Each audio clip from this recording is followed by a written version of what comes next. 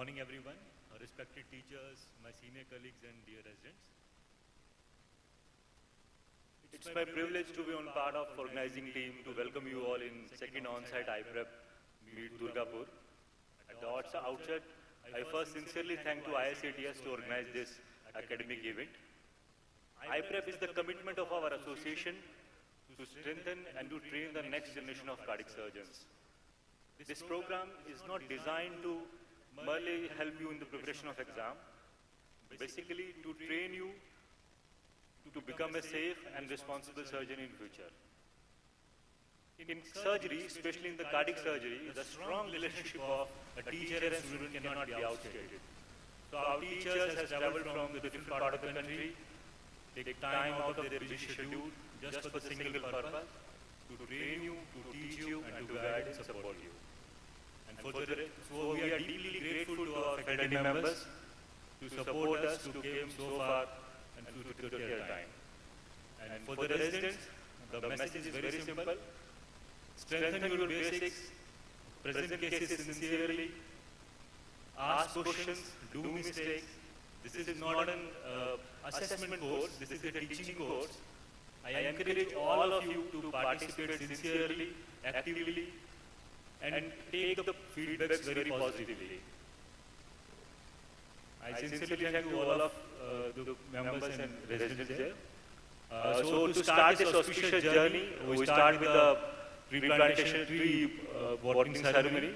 So I invite our IACTS President Dr. Satyajit Bose sir, Dr. Vinayak Shukla sir, Dr. Prasanna Sima sir, and IACTS President Dr. Vijay Gutti sir. Please sir, come on the stage. Pradeep sir, please welcome sir.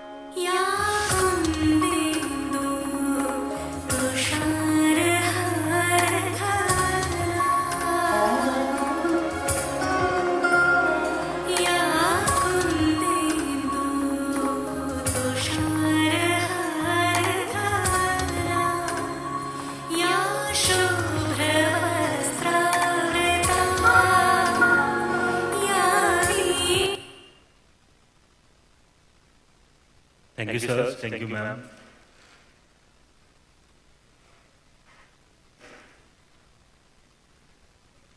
So we'll start with the long case discussion. Vinayak Shukla sir will tell you about the distribution of the marks and about the pattern to be followed in next 2 days. Very good morning to all of you. I want to highlight a few points before the students take the exams. See, all of you have to understand that we are not here to fail you. You fail yourself in the exam, which is very, very important. And a few points I will tell you which will be very useful to you. When you are examining a case, use your head. Don't use the information given to you through the clinical assistant, because then you get only one tubular vision. Make a diagnosis, even if it is wrong. I tell you, for a wrong diagnosis, nobody has ever failed. Dr. Prasanna is a living example. He made a wrong diagnosis in the exam, but he managed that patient and he passed. So don't worry about the diagnosis, worry about the management. You should know how to take clues in the exam. The examiner will tell you certain things. You are so focused on one point that you're not willing to listen to the examiner. So make it a point when they're asking you another question, it will lead you to the correct answer. So nothing to panic. And you all are adults, not kindergarten students. So it is a discussion. It is not trying to find out how much you know or how much you don't know. We are just trying to understand what is your depth of understanding. The other thing most important is when you go for the exam, your dress code. Please, all of you, dress up decently, clean, neat. I went for an examination with Dr. Anil Patwardhan. He went to see the X-ray with the student there. He came back and told me, Vinayak, that student smells like an unwashed dog. So, girls and boys, all of you, hair should be cleanly combed, decently dressed, shoes polished when you enter the examination hall. When they show you a chest X-ray or CT scan, don't sit on the chair and answer. Walk to the display board, see the X-ray and then start commenting. There's enough time for you to do that. How to prepare for these exams? All of you take up a pre-op case and prepare. No. You go to your ICU, the patient who has been operated, go through the operative findings, then go to the pre-op findings and pick up one case in 15 days. In your journey in 2 years, you have prepared all the cases. It is not difficult to pass. You make it difficult because you are not willing to sit in the ICU. You are not willing to study the case which has been operated with all operative findings are there. What do you need to know? Left SVC, how did they manage? It is in the operative notes. You read that once, you don't need a teacher to tell you all this. So my suggestion is that all of you should take up one patient at least in 15 days to 3 weeks and prepare. You are done for the exams. In your exam, you will get 4 cases. There's nothing like a short case or a long case. Each case carries 50 marks. What we sometimes do with Dr. Prasanna and other seniors is that the first case you present the history, second case the examination, third case the investigation, and fourth case the operative. You can pick up whichever one you want. It is your choice. But we will discuss in one case only the operative, in one case only the investigation. So that way we can cover all the points. Then you have got 40 marks for the ward rounds. In ward rounds, they will ask you only what you are seeing and how you are managing. Nothing, if you have done your ward duties, you will know what the examiner is asking you then and there. In the ward rounds, know how to manage the pacemakers and the defibrillator. If you don't know how to manage these two things, God be with you. And then 60 marks are for the instruments and the specimens and all those things. So total 40 plus 60 plus 200, that is 300 marks, out of which you must score 150 to pass. If you don't score 150, you don't pass. So my suggestion to all of you is that these are the simplest exams because you are going to be exposed for this for 3 years. And in 3 years, preparing 10 cases, it should not be difficult for you. So all the best for the students. Do well, prepare, and then let us see all of you come out in, good flying colors. Thank you.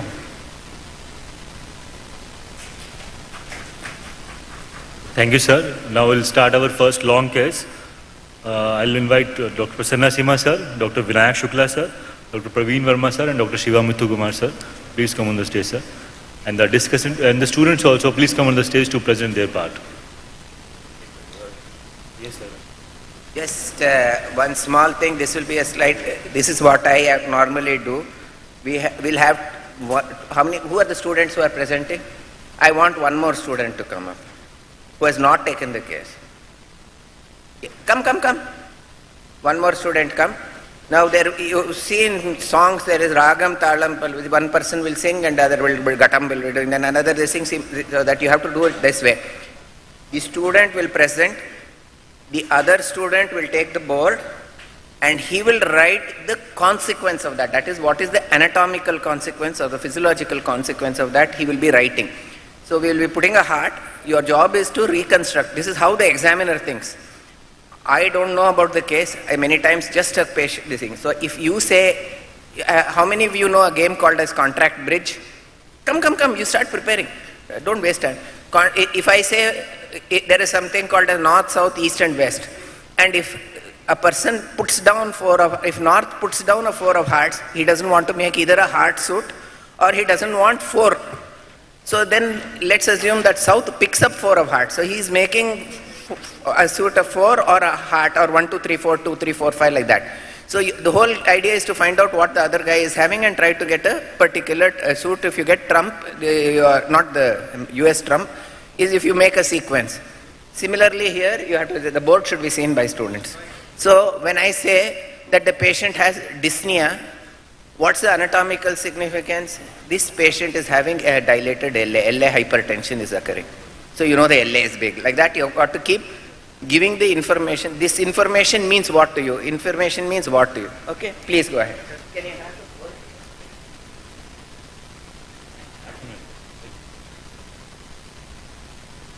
Small thing I will tell you. There are 2 types of examiners. And we classically describe, we used to call it as G.B. Parulkar and Sharath Pandey. G.B. Parulkar will start from anatomy, history, this thing, and go down to the last thing. Whereas Dr. Sharath Pandey, how was he? Oh boy, patient is on the table, median sternotomy done, what? Starts the case like that. He says, everywhere the thing has been given to you, start operating. So you've got to be prepared for both type of examiners. You can't say this examiner didn't ask me this, that. You have to deal with what is dealt with you, what your examiner. Okay. So I think here, because it's the first case, we'll be going through history. And I leave it to the other examiners to choose the method they want.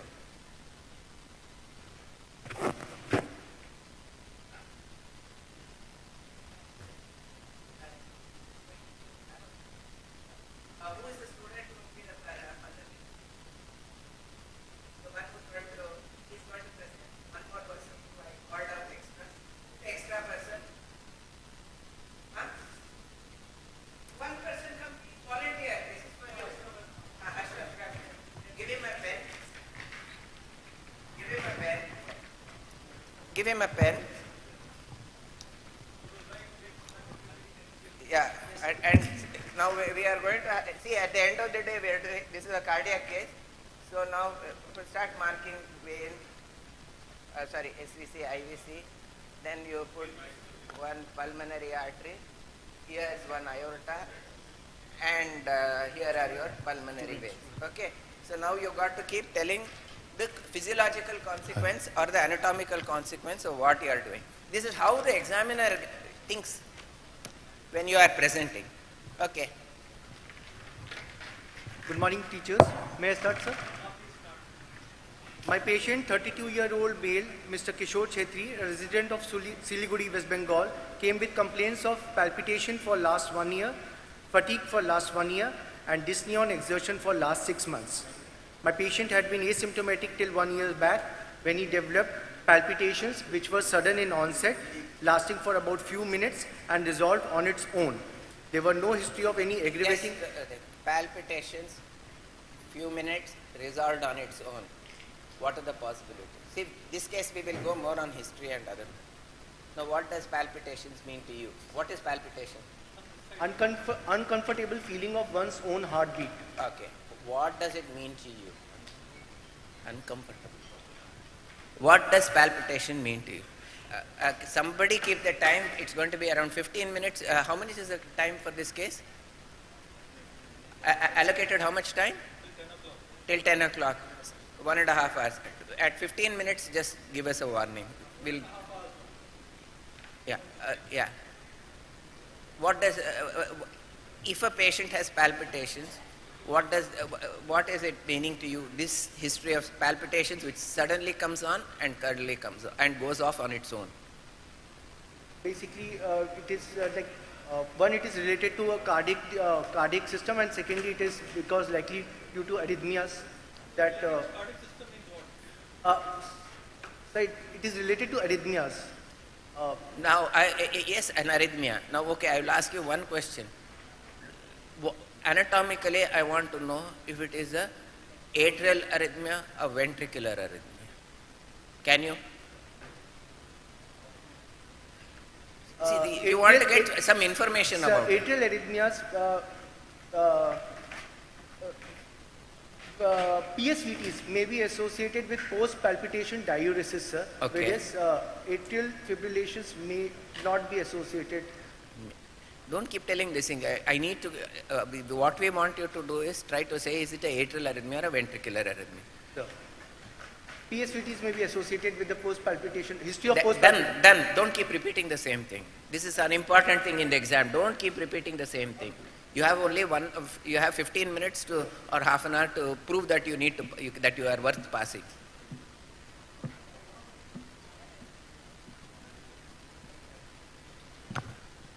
If you don't know something, say I don't know, we will move forward. Okay?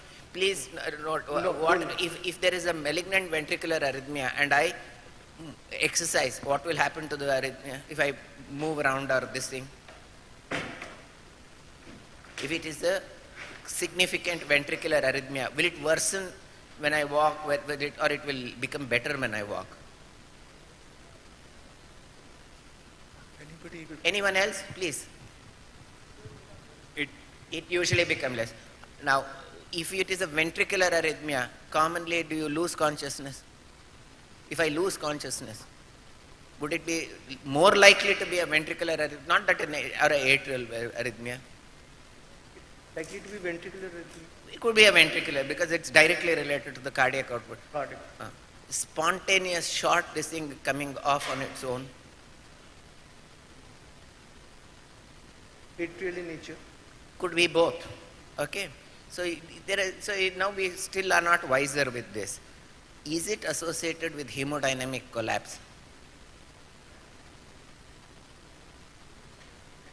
Then it's more of ventricular in nature. Could be, or if a patient gets a atrial arrhythmia and there is hemodynamic collapse, what does it mean to you?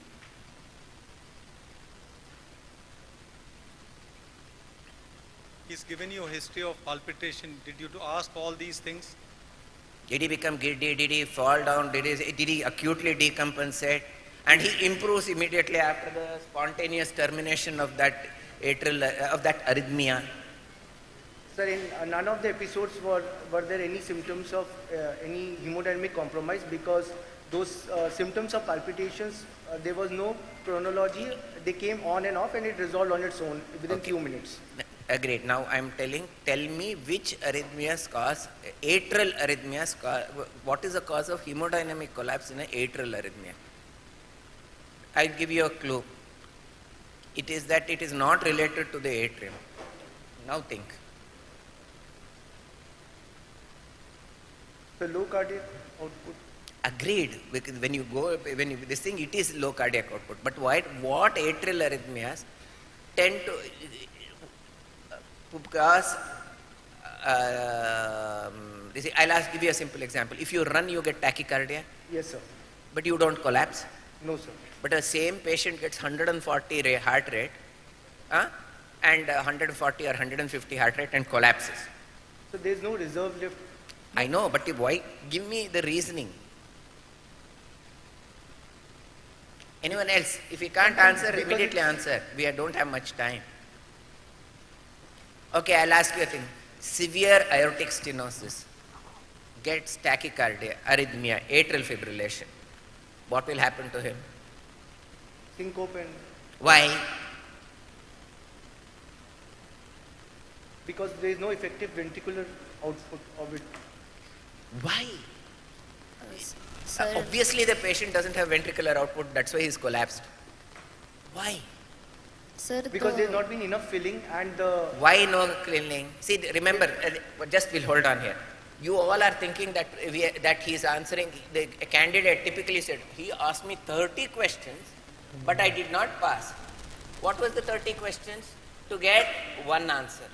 That is that the examiner is trying to extract. It's easy, all of you are, it's very easy to backseat drive. When your ass is on fire, that's when it's difficult, okay?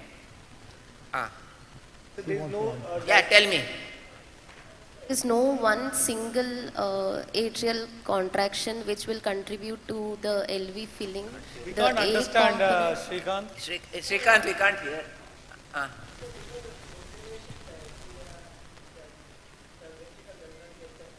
What is that called? Sir, during the diastole, the effective filling does not take place. What is that? That you need to tell us why. Atrial kick. It is some word. Atrial kick is lost. What is it? The late filling phase. That is the atrial kick is lost. So there is, and so, but why is it important in a patient? Let's say with atrial, I will call it as left ventricular inflow restriction. It can be because of anything. What is left ventricular inflow? What are all the causes of left ventricular inflow restriction? Mitral stenosis. Huh? Sir. Mitral stenosis. Mitral stenosis. Mitral stenosis, sir. Mitral stenosis. Then I am telling you mitral valve is normal, but there is left ventricular inflow restriction. Pull your chair a little forward. Yeah.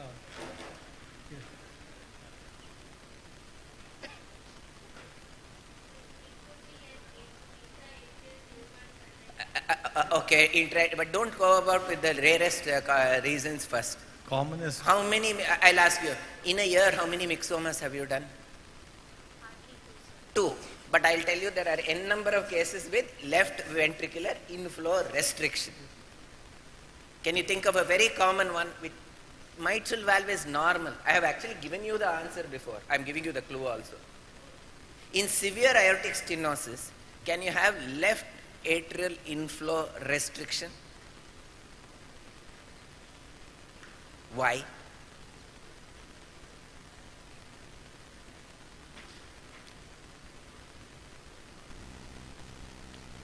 Just do this. You body build? No. Can you No, body he build? is there. He is a colonel in the army. Do this. Do this. See, Now do this. no, feel your muscle. Feel your muscle. She is petite. You are the petite muscle. Yeah, you also do. Now you do. Pichki pichki. Huh? Now, so now I'm giving you clues. Stiff hypertrophied muscle causes what? If you have a stiff hypertrophied muscle, then low diastolic compliance, or in other words, if I were to tell it in pressures, And left ventricular end diastolic pressure. Speak in the mic. They have Speak into the mic. So if I need to kick to fill. Okay, chal. So we know that that's not happening in this case, without knowing anything about the case. palpitation is the first symptom. Second, you said is fatigue. fatigue.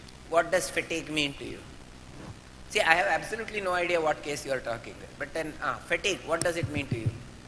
He's not able to complete his routine activities which he was. I'm not asking that. What does physiologically something this mean to you if fatigue is occurring?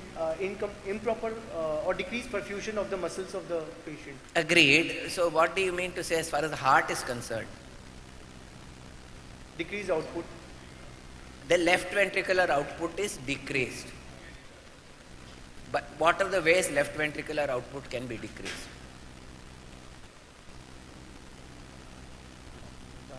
One is the stroke volume is less. Agreed, Amma, agreed. A stroke volume, but what makes the heart not eject enough blood?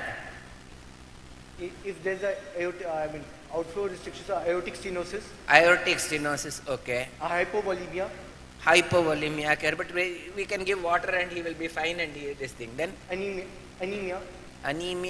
oxygen carrying capacity is. So don't concentrate on this part. We are talking of the heart first. It's not able to eject. It's not able to receive. That's all. Yes. Mitral regurgitation. MR, it is ejecting this way instead of going this way. Yes. Then anything else? Chronic hypertension with this thing, but a little more common now. You get fatigue in hypertension? No. Mitral stenosis? No. Okay. Can a ASD give fatigue? Why? How does ASD get How does fatigue, why is ASD getting fatigue? Huh? And why does ASD have fatigue? Nobody told you that this is a valvular heart case.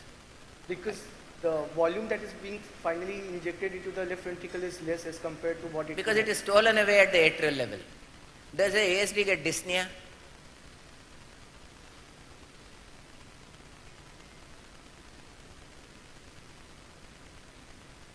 Come, boys, you all have Does ASD get dyspnea?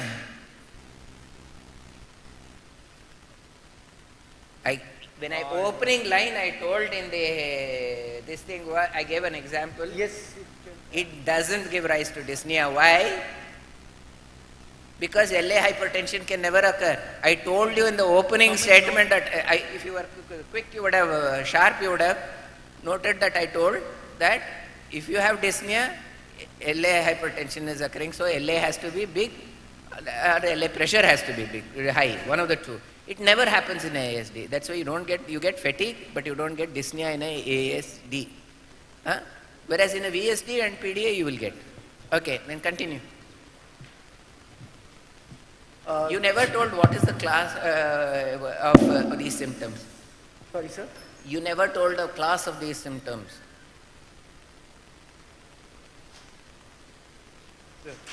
Does palpitation have a class? Dyspnea have a class? Whatever you are telling. Can we tell the symptomatology? Dyspnea has, sir. What? Palpitations does not have? NYHA classification. What is that NYHA? What are the components of NYHA class? Angina, angina, dyspnea, and I'll give you a clue. It's called as fat pad. Fat pad. Fatigue, angina, palpitations and dyspnea. Remember, fat pad is a mnemonic. You don't have to really write it down. He's writing down fat pad. So what is NYHA class 1? NYHA class 1 is in the presence of cardiac disease, routine. Thank you. So the opening line is that the patient, it has to be a patient. Otherwise, you all would be having NYHA class 1.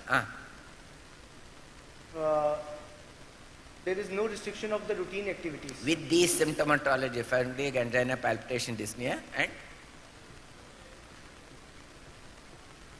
tell me, what is class 1?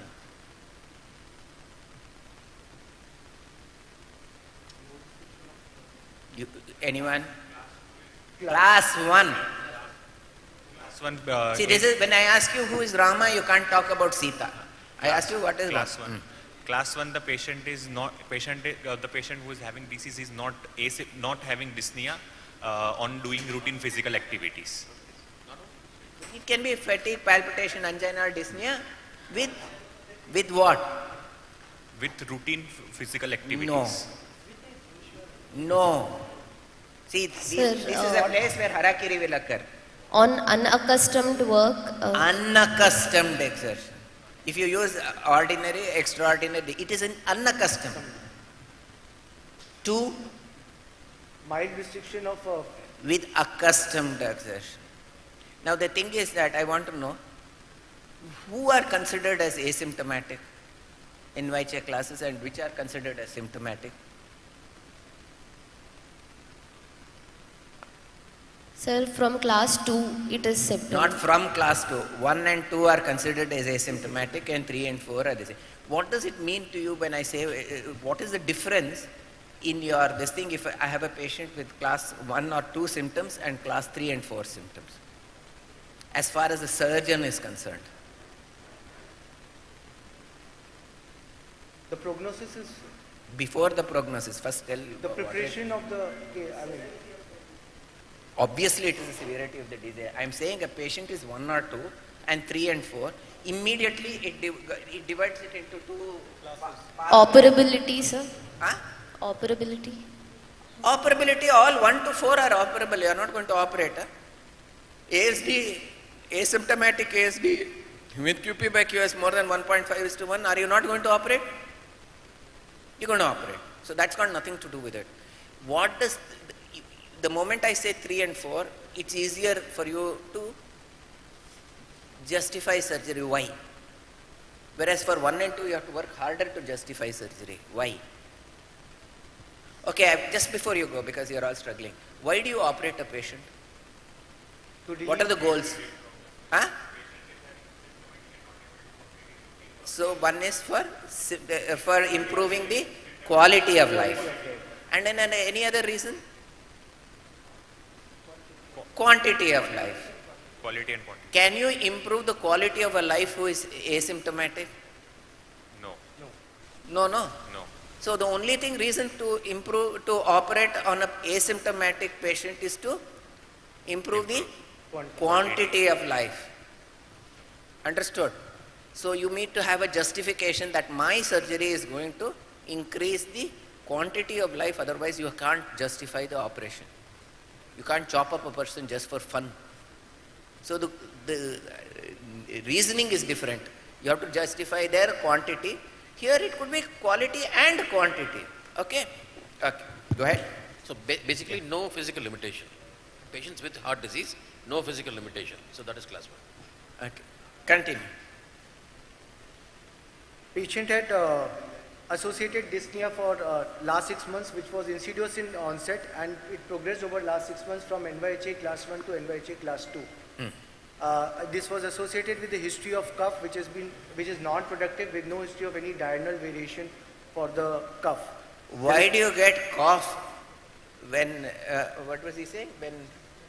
When he got dyspnea with cough means what? No, you're not going to sit. You're tired already. Oh my God, you're tired. We have to sit the whole day for do surgery. Stand, no? Dyspnea and cough. I get breathless, I start coughing. Or rather, I start coughing first and get dyspnea. Normally, do you get a cough and then start and get breathless, or breathless first and cough? What does this cough mean to you? Tell, no? Sir, dyspnea followed by cough is a cardiac and Why? cough What is followed by the shortness basis of of this? That I am getting dyspnea and cough. What does coughing with dyspnea mean to you? The venous congestion in the lung, pulmonary Venous congestion. Okay. Increased lung water is there. Increased work of breathing causes dyspnea. And cough means interstitial pulmonary edema. What's the Indian contribution to this cough? Indian contribution for cough. You have to paint, all of you, a good picture. He keeps telling, I give clues. You have to paint, all of you, a good picture of what's happening. First MBBS, first term, respiration chapter. Indian contribution to respiratory physiology. Have you heard of a person called Paintal? Paintal? No? Huh? You've heard? Just now they heard. They just heard it now. They are called Paintal receptors. The Paintal receptors are stimulated, and that causes cough. Okay, continue. So now we know that there is possibility of interstitial edema. You said that there is dyspnea, and so there is LA hypertension. Make the LA plus. Patient also has a past history of mild to moderate grade fever with joint pains, which required multiple hospitalizations on numerous occasions. Okay, I'm just going to interrupt here. There are two types of examiners. Some examiners, even Dr. Sampath Kumar and all that, you don't go around telling all these things. Just say that history suggestive of rheumatic fever. We may go further because you are at MCH and DM level. Whereas some examiners like Dr. O.P. Yadav want actually what is told in the patient's words. Be a little sharp and give what the examiner wants. Okay? Okay, you're trying to say that there is history of rheumatic fever. Yes, sir. Okay. How old is the patient, you said? 32-year-old. Continue. There is no history of pedal edema, facial puffiness or abdominal distension. There is no history of syncope. Okay. Pedal edema, what was it you said? Ascites, this thing. Means what to you? No evidence of failures. No What evidence failure? of Left heart ventricle- failure or right heart failure? Congestive cardiac failure occurs with which ventricle? Right. Right ventricle. So you know now that the RV is probably normal. Right there, RV appears. Immediately as a consequence of this, there are two things that will happen.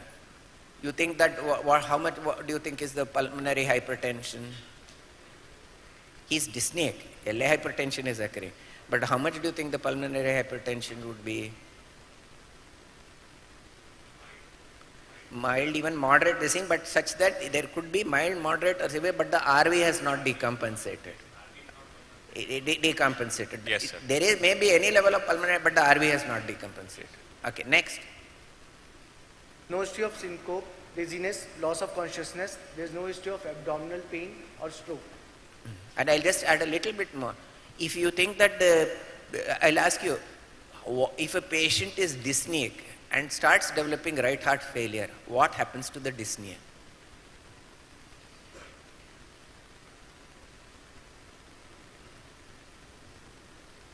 No, now you can't afterthought. In the exam, are you going to, it's not a vote, phone a friend, dial a friend and all. Tell me, if you know, you tell me. You know, you don't know. Yes, no. It's binary in the exam. Sir, pulmonary artery hypertension can be there. Loudly and clearly. Speak loudly and clearly. Even if it's wrong. What happens with the onset of right heart failure? Actually, dyspnea decreases. Why? All the blood is collecting in Because the blood is not being ejected into the lungs. No, it is ejecting into the lung, but what happens is PR and TR starts occurring.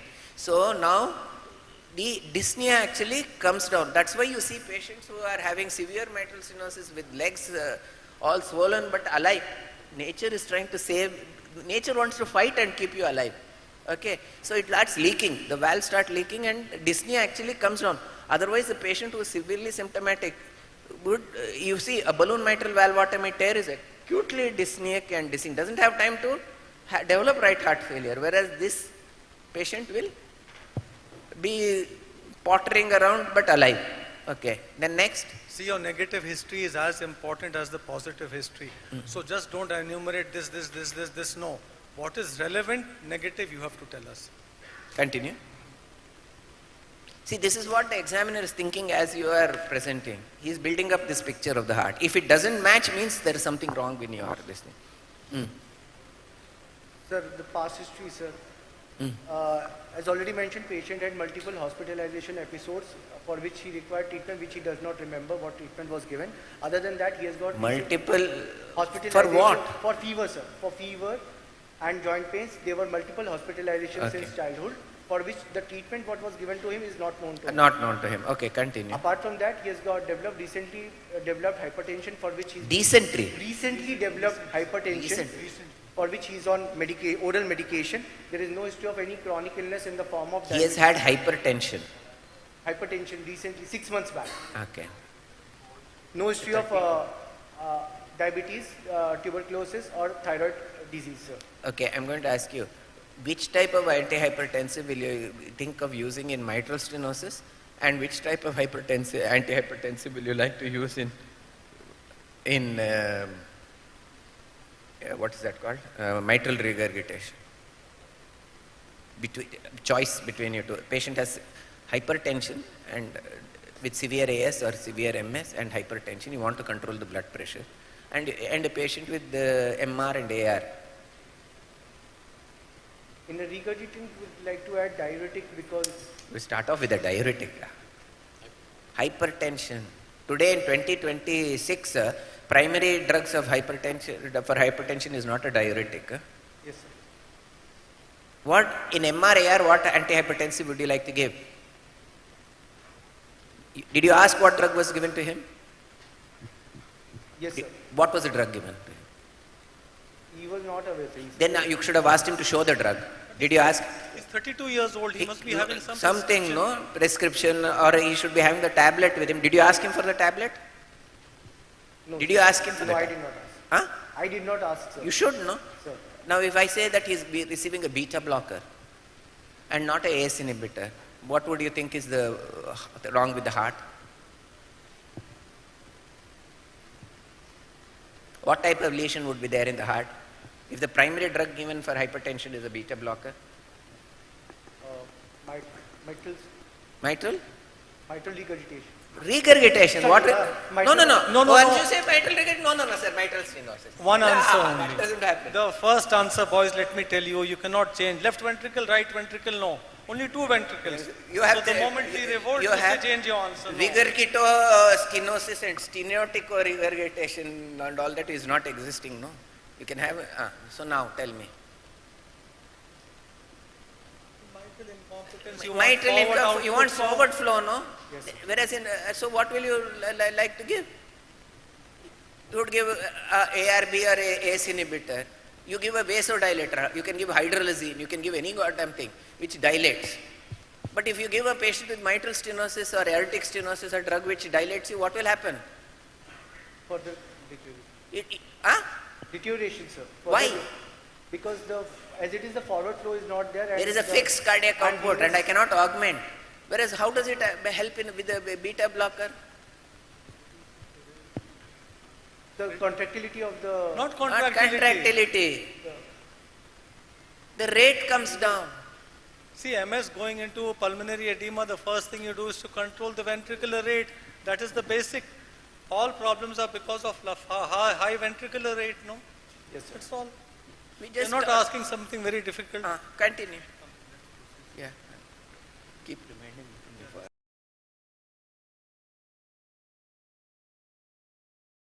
2 years with normal bowel and bladder habits, and the family history had not been contributory, sir. Okay. Now with all of this, summarize your history in 5 lines and tell me the implication on the heart. 32-year-old male with a history of acute rheumatic fever, presenting... How did you say rheumatic fever? Acute rheumatic. Acute. Acute rheumatic. No, sorry. Acute rheumatic fever. No. How did you say the acute? He's not having rheumatic fever No, now, sir. no? Not now. When does acute rheumatic fever become chronic rheumatic fever? Do you know what is Duckett-Jones criteria? Yes, sir. You know it. Yes, Because sir. remember in the exam you cannot say I don't know. Continue. So now this is, he had repeated bouts of fever from long. This is having chronic rheumatic heart. Otherwise we'll be late. Then Summarize the history. 32-year-old male with a history of rheumatic fever, presenting with dyspnea. Probable rheumatic fever, isn't it? probably. Yeah. Stop. Not documented. With history of probable rheumatic fever. What would you like? So now anatomically now which this thing have you, which structures Narrow are, down to which part now? which part of the heart is being involved? It is the valvular heart disease. There are 4 valves. Now 4 don't say valves. valvular. Again, 5 questions out of 1. Inside. Which valve do you think is involved? Aortic valve, mitral valve? See, I have absolutely no idea what the case is. Mitral valve. You think it's a mitral valve. Why? Palpitations. 1, 2, intermittent palpitations. Intermittent 2, palpitations. 2 is fatigue. he had something else. This, Dyspnea dyspnea. and fatigue. If it was aortic valve, would you have, when you gob, keep talking. Don't just answer immediately without, it has to reach your brain, digest and then process. But if you just reflexly talk, there's a problem here. Boy, aortic stenosis, tell me. Dyspnea proceeds. Dyspnea precedes that. What's a classical triad? Aortic What's it stenosis. Syncope, dyspnea, syncope, and ASD, angina, syncope, and dyspnea. ASD. Angina, Angina, syncope and dyspnea. So dyspnea is, what does dyspnea in aortic stenosis mean to you? progressed disease, sir. Arey, it is progressed disease only, man. This is what does it mean as far as the heart is concerned? But why aortic stenosis having dyspnea? I'm not clear in my mind. Then you can answer that question. Dyspnea means what? I just told you in the beginning, first line, first day, first show. What does dyspnea mean to you as far as the heart is concerned? Opening line I told it. Repeat, dyspnea means LA hypertension. Repeat it again. Dyspnea means LA hypertension. Repeat it again. Dyspnea means LA hypertension. Okay. Now aortic stenosis getting LA hypertension means what to you? LA hypertension means that there is left ventricular inflow restriction. Same raga. Say left ventricle. When does aortic stenosis have left ventricular inflow restriction? Severe concentric LV sir. LVEDP is raised. See, the same question can be asked in 200 ways. So the LVEDP is high. When does the LVEDP high become very inordinately high in a patient with aortic stenosis?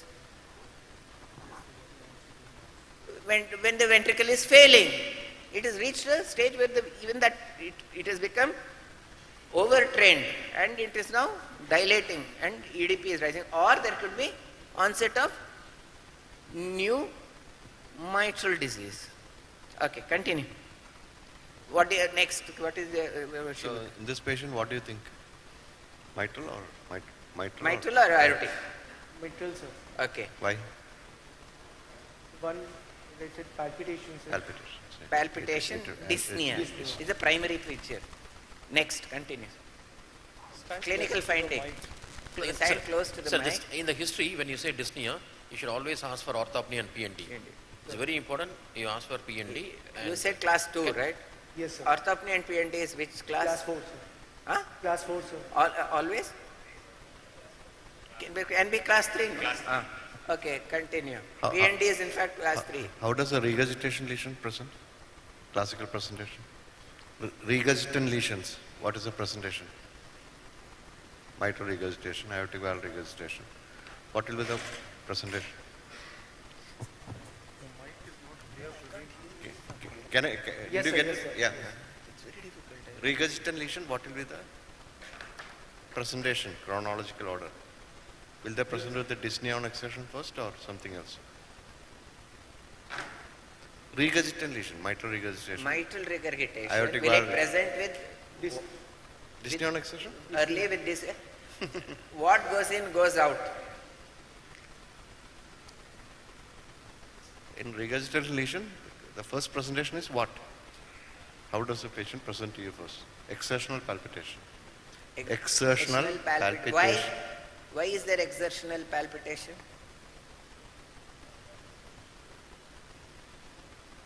What comes in goes out.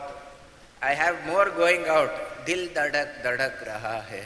Whatever that song is. Because of the cardiac, the demand increases. volume overload. Volume overload. I'm telling no dil. Volume overload. So they present as exertional Dak palpitation. dak karne laga. Is dyspnea on exertion, is it a early finding or late finding? Regurgitant lesions. Think no. It is literally putting the word into your mouth. Volume overload, palpitation first. If he's saying palpitation is the first presentation, then 2 plus 2 is 4 here. Dyspnea occurs earlier or later? Late, sir. Why? Why?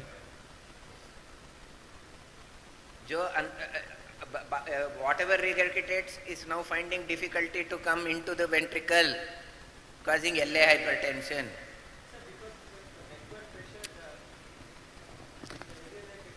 I am having difficulty emptying. So in regurgitant lesions, left atrial pressure rises only in the late phase, only when there is left ventricular dysfunction. Dysfunction, I said no. Okay. Yeah. So, yeah. Okay. So, Did my- you understand? Yes, sir. So- you can, and all of you can understand Hindi. I'm not good at Hindi. But whatever goes back cannot, whatever regurgitates, I'm having difficulty getting out only when the end-diastolic pressure starts rising. Okay? The ventricle is failing. So in mitral valve stenosis, patient presents with dyspnea on exertion and palpitation at rest. Aortic valve stenosis, patient presents with angina, syncope, and late presentation is dyspnea. Regurgitation lesion presents with exertional palpitation and dyspnea is late. Okay, continue. Okay, like, clinical findings. Sorry, sir. Clinical findings. Somebody else is presenting. Come. Just the relevant findings, don't.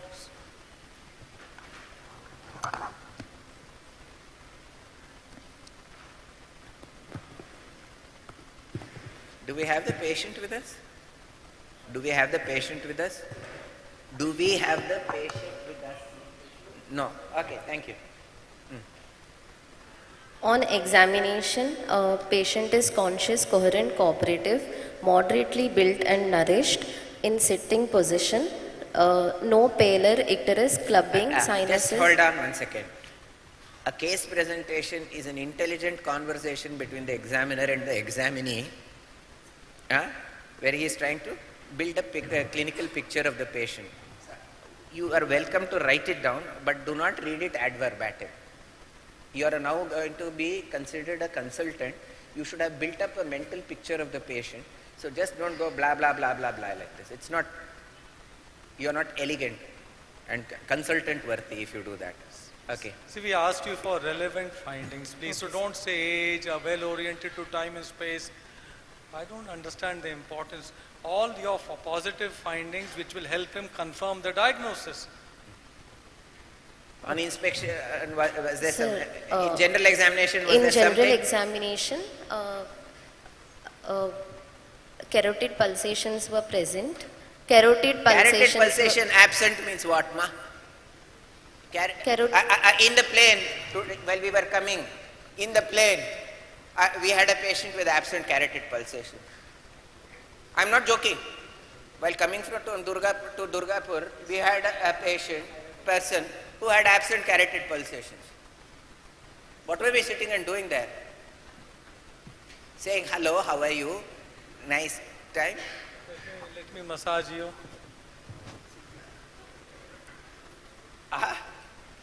You'll know when your ass is here. It's on fire. What happens? You can't tell the carotid pulses are absent. Means what does carotid pulse absent mean? Now you see, this is where you are now. I'm sorry to say, but talking stupidly.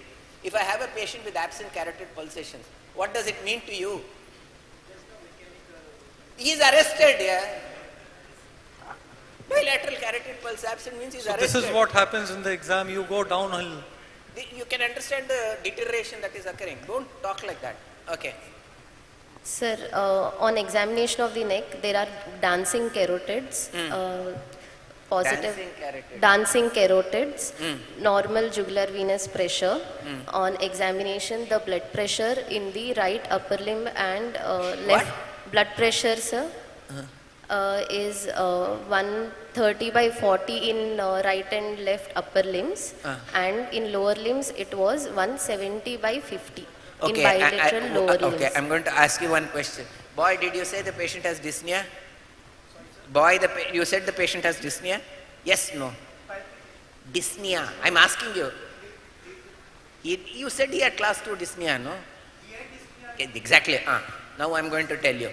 130/40 and dyspnea, dancing carotids, interpretation. Sir, wide pulse pressure, I would... Agreed. 130/40 and dyspnea. Link the two together. How much is the LVEDP? What do you think is the LVEDP of this patient?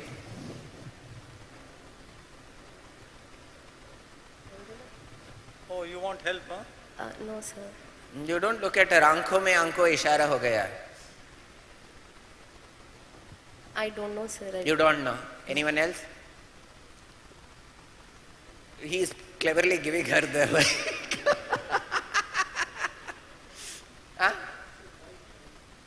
wide pulse pressure is agreed. I'll ask you. Tomorrow, which town are you from? I'm from Hyderabad, sir. Hyderabad. In Gachibowli Medical Center, which is a newly started medical center, you are going to go there. There is a patient with severe aortic regurgitation. There are two patients. One is having a pressure of 140/10 going down to 0, and the other patient is 140/40. It is your first case in Gachibowli Medical Center. All eyes are on you. Which is the case you will choose between the two? 130 by 10 to 0 and 130 by, 140 by 10 to 0 and 140 by 40. 140 by 40, sir. Congratulations.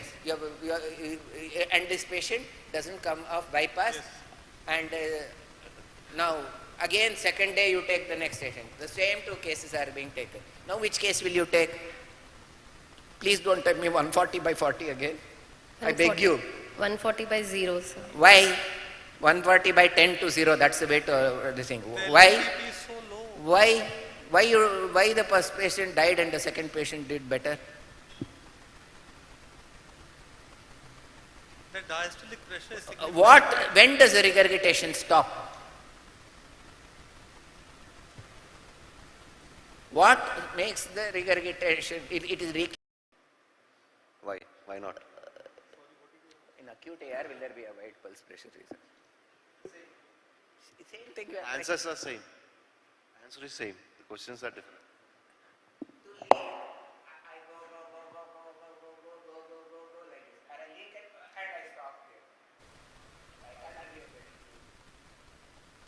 So the one with the lowest diastolic pressure is good for you to start your career. And with the LV-ADP means it's not is low, I am going to have a better result than a patient with the LV-ADP of 40. Will a patient with LV-ADP of 40 have dyspnea? Now we got the same Yes, question sir. has been told, the answer has been told 200 Yes. times. Why? 120 by 10, now 120 by 40. Oh no, sir, the pulse pressure is less, we don't operate. No. That is how you come to a conclusion. Okay. Continue. Yes. The answer is regurgitation continues till it equalizes with the end diastolic Diastolic pressure. pressure. Okay, continue. I don't think they got it. Did you get it? Did you understand? Regurgitation keeps occurring till the end diastolic pressure. That limits, because you can't go, water always has to go from higher level to lower level. So end diastolic pressure goes up when there is a LV dysfunction. Dysfunction. Or there is a acute AR. Acute. AR. Where the ventricle cannot expand. It was not a capacious so when ventricle. you have a 40 pressure, means LA pressure will be high, patient will have dyspnea on exertion. Here there is a wide pulse pressure, sir, and difference of more than 40 mm of Hg. There is no such thing as difference in more than... systolic- Shh. See, another thing, when the examiner is talking, don't try to talk in between and interrupt him. It's very irritating for the examiner. Your job is to keep the examiner happy and smiling. What is the... Don't say it is above something. The pulse pressure or whatever the whatever this thing is, how much? How much is the pulse pressure? Pulse pressure is 100, sir. Say that it is 100. Wide pulse pressure, sir. And what is that hill sign? Is it positive? Yes, sir. How much is the difference? More than 40, Not- 40 Rathri alla Ramayana millimeters of mercury, sir. Systolic pressure difference of 40. What is the difference in Hill's sign? How much? I am asking you a number, give me the number. More than 20, sir. No. What are you? Narayana How had- much is your findings here in this patient? Upper limb pressures are what, lower limb pressures are what? What's the difference? That's what he's 40, asking. sir. 40 mm of mercury. The absolute value is 40. Yes, sir. What did you say is the upper limb pressure? 130, sir.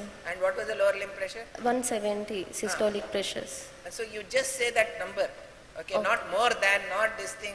That is the number. Okay. Same thing, it is like, there is mild acidosis. No. What is the value? pH is so much. This is the acidosis. Base excess is so much. Continue. Sir, pulse rate of 92, regular, high volume pulse, no radioradial delay, no radiofemoral delay, water hammer pulse is present, positive, and all peripheral pulses felt, sir. So saturation was 98 on room air and he was afebrile, and other head to toe examination is normal. Okay. On systemic examination, Did you have any other signs of peripheral runoff? yes, sir. What were they? Then you said, at least tell that, no, in this case. So Tell water me hammer now. pulse is positive. Dancing carotid, sir. Corrigan's pulse present, water hammer pulse. There was pistol shot sign or Trowbridge sign, You didn't tell that. Then booming sound, and that's it, sir. Other peripheral signs I could not you elicit. looked at the eyes. Yes, sir. What did you look in the eyes for? Alternative pupil dilatation, different Constriction. increase Did you and check for decrease. it? Yes, sir. Did you check the nail? Yes, sir. Quincke's sign on applying pressure over Did the you nail check the bed. abdomen? No, you didn't. No, sir. if you had to Abdomen think I of- did not check. That you had to think about it means you have not examined the abdomen. Okay. What is Rosenbach's sign? On cardiovascular system, Sir is asking a question. sir. What is Rosenbach's sign? What is Gerard's? Femoral artery. No, abdomen. I asked you abdomen. And he asked immediately Gerard sign and Rosenbach sign. I don't know, sir. You don't know. Read up. All peripheral No, it's all signs. very important. It's very, very important. Spleen and liver. Routinely asked. Then, next. Shall I tell you something? This was exactly the same case that was asked to me in my first MBBS, final MBBS exam. Now, in the light of all these things, what other additional things should you have asked? In the light of all of these things, what are the additional things that you should have asked? You are in essence telling aortic regurgitation. In his historical anamnesis, what else can you ask? What should you have asked? I have a patient with severe aortic regurgitation. You are assuming it is rheumatic, but I can have fever, intermittent fever and this thing and not have rheumatic heart disease. What are the other possibilities that you should ask? You are assuming it is rheumatic heart disease. Subacute bacterial endocarditis. Huh? Infective endocarditis. Yeah, you can say, but he will, if he was treated. But then anything else, I'm telling you, it is not infective endocarditis, it's not rheumatic heart disease, and a case of severe aortic regurgitation. Syphilis, sir. Syphilis, okay, can happen at 35. If he had his first bout of sexual this thing at around 15, 12, 15. Okay, then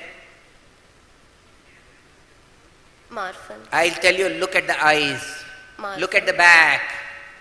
Marfan, sir. Marfan syndrome, agreed. 2, look at the eyes. Marfan's again, look at the eyes and some other things. And I find a hypopyon. You know what a hypopyon is? No. Yes. And he's saying I have burning micturition. Burning micturition. Hypopyon is that level of leukocyte, this thing forming a level. Then urethritis, iritis, aphthous ulcers. Yeah. Don't know, you have not heard of Behçet's disease. I have a stiff back. He cannot, when I make him bend over, the intervertebral spaces don't move apart. Don't know, sir. Ankylosing spondylitis. All secondary causes of all other causes of AR should be thought of. Immunological disease, aorta arteritis, you should check for this thing. Carotid is absent here. Then? What is the specific sign in aorta arteritis for carotids? Yeah. You know? Specific sign. Aorta arteritis. Carotid dynia. When you press the carotids, there will be intense pain. Carotid dynia. Okay, continue. Sir, on cardiovascular system examination, on inspection, there is a precordial bulge. Apical impulse was... Precordial bulge means what to you? I need to see the patient actually. I'm very curious to see if there is really a precordial bulge. Pointed at mitral, she is pointing If you at get aortic. Precordial bulge means what to you? There. What does it mean, boy? Precordial bulge means what to you? Ashraf, what does it mean to you? Don't even look at that ventricle. No. Precordial bulge means what? What are the structures between the sternum and the spine? Name the structures between the sternum and the spine. What are the structures between the sternum and the spine? Sir, heart. Heart, yes, very good. Heart is there, I know. The I- spine Ask is there. a stupid question, you will get a stupid answer type of thing, no? You're trying to tell me that I asked a stupid question. Why precordial bulge? RV hypertension. RV or RA. no? Arey Baba, you do a median sternotomy. What is the structure you see anteriorly? RV, sir. Now I take a needle and I go in. What is the structure I see behind? LV, sir. LA. So it has to be the RV or the LA. Not LV. LV goes here, RA goes here. Okay. So now you are essentially telling us that either the RV is big or the LA is big. Yes, sir. And you are saying it is bulging means the RV pressure is high or the LA pressure is so high that it is pushing back. Okay. Then next. Apical impulse is visible in 7th intercostal space, 1.5 centimeters lateral to mid-clavicular line. Means what? Heart. Ashraf, what does it What mean? does it mean? Seventh intercostal space. LV is Downwards and outwards. Downwards and out means? Displaced apex. LV? Apical impulse. Enlarged. What type of hypertrophy? Concentric or eccentric? Eccentric, sir. Eccentric hypertrophy is occurring. Immediately it means to say there is more blood going into the LV implies that there is no significant Stenosis. mitral stenosis. See, I don't know what the case is. but You're still in inspection or you gone to palpation? Now next, palpation. No, inspection. Inspection. So finished. inspection generally you don't say the space. No Apical way, but you impulse can give it away. If she can localize it, she can say it. Then next, palpation. On palpation, apex beat is confirmed. No, it isn't confirmed. Sir? Apex beat is not confirmed. Okay, sir. So it is in 7th intercostal space, 1.5 centimeters to lateral Don't to keep repeating mid-clavicular what you line. have repeat it. said. You have said. Finish. It is hyperdynamic. It is diffuse and hyperdynamic apex beat. No parasternal heave, sir. Array, You said precordial bulge. precordial bulge is there and no And- parasternal heave. See, this is what you overrule. You are trying to not protect. You say you have got parasternal heave, no heave, and you're saying RV bulge is there. Parasternal. You are telling me that the ventricle has become, something has pushed the ventricle so that it is bulging, but you are on the other side saying there is no heave. Or that first statement was wrong. You want to withdraw it. You want to withdraw the first statement? No, sir. No, he doesn't want to withdraw. Okay, fine. Let me tell you something. The examiner really doesn't want to fail you. So when he gives you a suggestion, do you like to withdraw? Don't confidently say no. Think twice. We are not the evil examiners of yesteryears. In my exam, my classmate failed for one mistake. One and only one mistake on the X-ray. That was how brutal our examiners were. We are not like that anymore. So when he's suggesting, do you like to withdraw that? Think before you answer. Don't be obstinate. Okay, continue. Let's make progress. Come, fast. See, when I asked you for relevant findings, not inspection, palpation, percussion, just tell us the findings. And then anything else on auscultation? Yes, sir. On auscultation,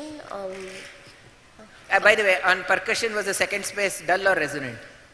sir, the apex was deviate. Left board. I said second space, was it dull or resonant? Resonant, sir. Means what?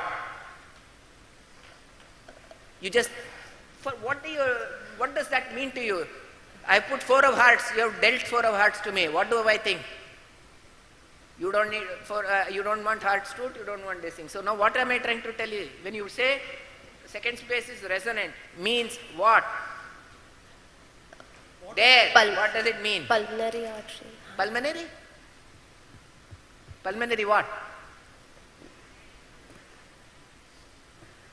Dilatation. Is not there, means what? It's not dilated, sir. Means what? Not enlarged. No pulmonary artery hypertension. Huh? No pulmonary artery hypertension. So there isn't any significant pulmonary hypertension. Okay. Next. Sir, on auscultation. See now, you are taking so much time that my bladder is filling up. Sorry, sir. Continue. So when the bladder is going up, examiner's irritability goes tuck, tuck, tuck, tuck, proportionate to my bladder coming to the umbilicus. Okay, continue. Sir, in aortic area, S1 is audible, S2 is muffled. Soft blowing early diastolic murmur of grade 3/6 heard in aortic area. Radiating, In aortic area? You Sir? mean aortic area? aortic area, sir. Which way? Right second intercostal space, sir. Now, is that sufficient enough to tell? You said it is a soft, blowing, early diastole, murmur. Anything else? Why do you, it just says that there is aortic regurgitation, but is that sufficient as a surgeon? As a surgeon? Grade 3 Huh? by, grade 3 by 6, sir. Are 3 by 6 aito. Anything else you would like to tell? Why do you auscultate? One is to determine the diagnosis and the second is to determine the severity. Yes. With this information, can you tell me that the thing is mild, moderate or severe aortic regurgitation? With the length of the murmur, sir. Who's going to tell that? You didn't tell that. Second exam you want to say, huh? And where did you hear it? Did it radiate down? Did it do this thing or is it nothing? Okay, you don't know. Okay, continue. Sir. And then at the mitral area, at the apex, there is a pansystolic soft blowing murmur, pansystolic murmur radiating to the inferior angle of scapula. And Okay. Yes. Okay, now we just stop here. You are having a pansystolic murmur, you are having a ED. Yes. Now integrate the two and tell me what was the possible pathologies. Yes, sir. From the symptomatology and the signs, and the from the symptomatology and the signs, I would like to think it is a aortic regurgitation and mitral regurgitation, Aortic sir. lesion and bedama, don't tell that. Tell me with these two things, what are you thinking of? Mitral regurgitation, sir. And Aortic regurgitation. sorry, Baba, I think is it severe aortic regurgitation? Yes, sir. Severe. Is it aortic. severe mitral Yes, sir. regurgitation? Okay, now I'm going to ask you. Yes. What are the causes of severe mitral regurgitation with a patient with aortic regurgitation?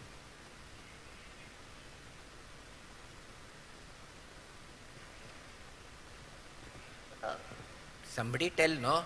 If you have aortic regurgitation as your primary lesion and you have mitral regurgitation, what are the Rheumatic heart possible disease, causes? Rheumatic heart disease, sir. Agreed, rheumatic heart disease. Okay, one is could be primary structural rheumatic regurgitation or Dilated cardiomyopathy. so dilated that now the regurgitation is thing. That means to say the LVDP is high and regurgitation is a thing. Between the two, primary regurgitation and the secondary regurgitation, which would you like to operate?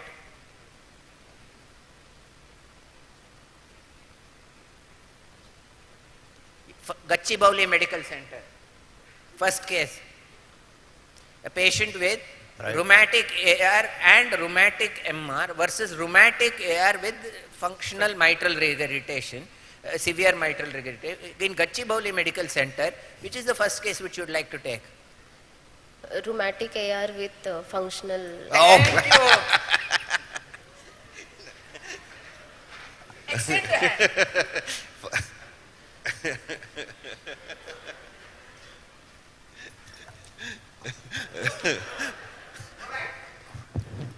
Functional MR means what? LV is already remodeled, dilated. It is remodeled, dilated, I mean it is a sick ventricle causing this thing. So how would you like to take a sick ventricle? No, in Gachibowli Medical Center, if you keep doing this, no, tomorrow Gachibowli Medical Center will not have a cardiac surgeon. Which will have better mama? Bury you alive. Which will have better mama? Primary MR or secondary MR? Audible mama. Which is the better murmur, primary MR or secondary MR? Which will have more prominent mama? Which will have Primary MR, MR. sir. Huh? See, the examiner, see, always the external examiner is nicer than the internal examiner, no? So I am telling you. Sir, primary MR. Yeah? Primary MR, sir. So you said that this is a 3 by 6. 3 by 6 mama. Grade of pansystolic murmur is grade 5, sir. 3 by 6. 5, sir. 5 by 6, sir. So what do you think? It is 5 by 6 murmur. What do you think? Is it a primary MR or secondary MR? Primary MR, sir. Why? Now I am becoming bad. I will be thrilled if you give me the answer. Grade 5 murmur systolic associated with a systolic. I'm not asking you the thrill. Thrill means, if I have a thrill, means the murmur, the... Don't know, sir. Please continue. What is Austin Flynn's murmur? Sir, it is in aortic regurgitation. The jet is directed towards the anterior mitral leaflet, which will create the mid-diastolic murmur, sir, Austin Flint murmur. And what is herb space? Sir? Herbs. Third intercostal Left space. third left intercostal side. space, Left sir. side third intercostal So in space. AR, the classical murmur is heard in herb space, second aortic area, not in the primary aortic area. So, but you said aortic area. Yeah. And What's you said 3/6 grading. Yes, sir. And diastolic murmur, it Diastolic. is, there are only 4 grades. Yes, So sir. don't say 3/6. Okay, So 3 what by 4. Diastolic murmur grading is different. So what's the diagnosis? What's the diagnosis? Sir, this is a probable case of rheumatic aortic and mitral regurgitation with no signs of congestive cardiac failure or pulmonary hypertension or in subacute bacterial How will you endocarditis investigate? in normal sinus How will you rhythm investigate this patient? investigation, sir. So I'll... Who's doing the investigations? Come. Now you have got only 5 minutes to tell us quickly. Can we have the chest X-ray displayed? Is there?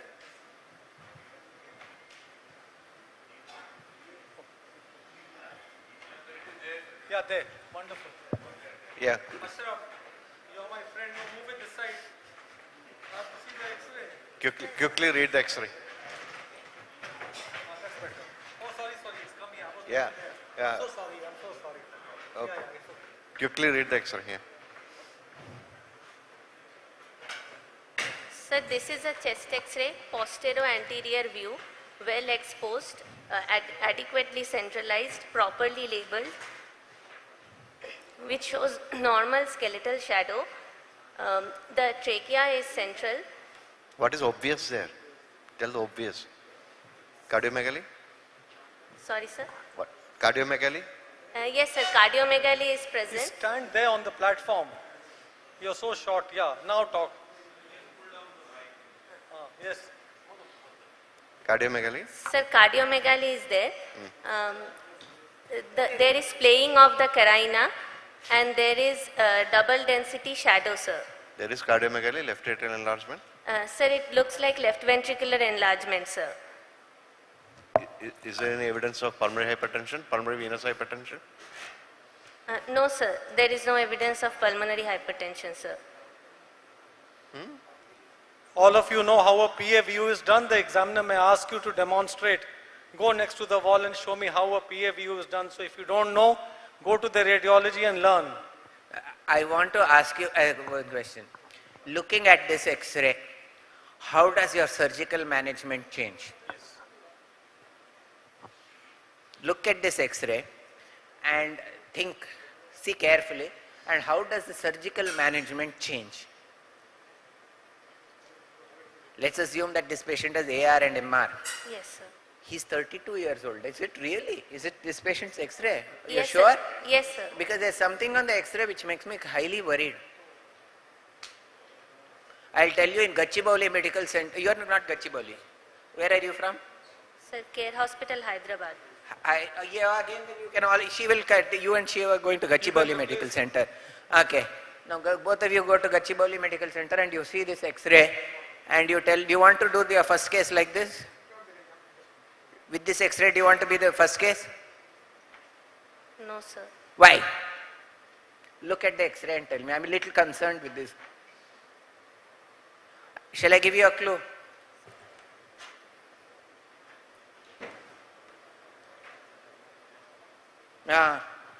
Very unusual. That's why I kept asking, is it this patient's X-ray? He's got a calcific aortic knuckle. How does calcification in the aortic knuckle change your, make you worried? Sir, the aortic regurgitation could be of degenerative origin, sir. Array 30, I am asking, is it going, whether it is degenerative or whether it is whatever it is, you are going to replace that aortic valve? Or do whatever with that aortic valve? If, yes or no? Yes, sir. So what the hell does that got to do with this? I'm telling the aorta is calcified. 32-year-old, aorta calcification. What do you think? On and off fever. That's why I kept asking, is it 32, is it 32? And he's having this on and off fever. Worrisome. Aorta arthritis. Aorta arthritis. Iota. Rather, and you are having calcium. Now, as a surgeon, how will it change your management?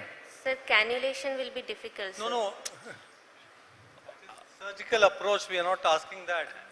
So you saw the calcification now, so what do you think? You didn't see the calcification. Yes, sir. No, yes sir means yes, you sir. didn't see or you saw? No, sir, I No. saw, sir. Is there any mitral annular calcium here? No, Yeah. sir. What is seen? C-shaped there? There.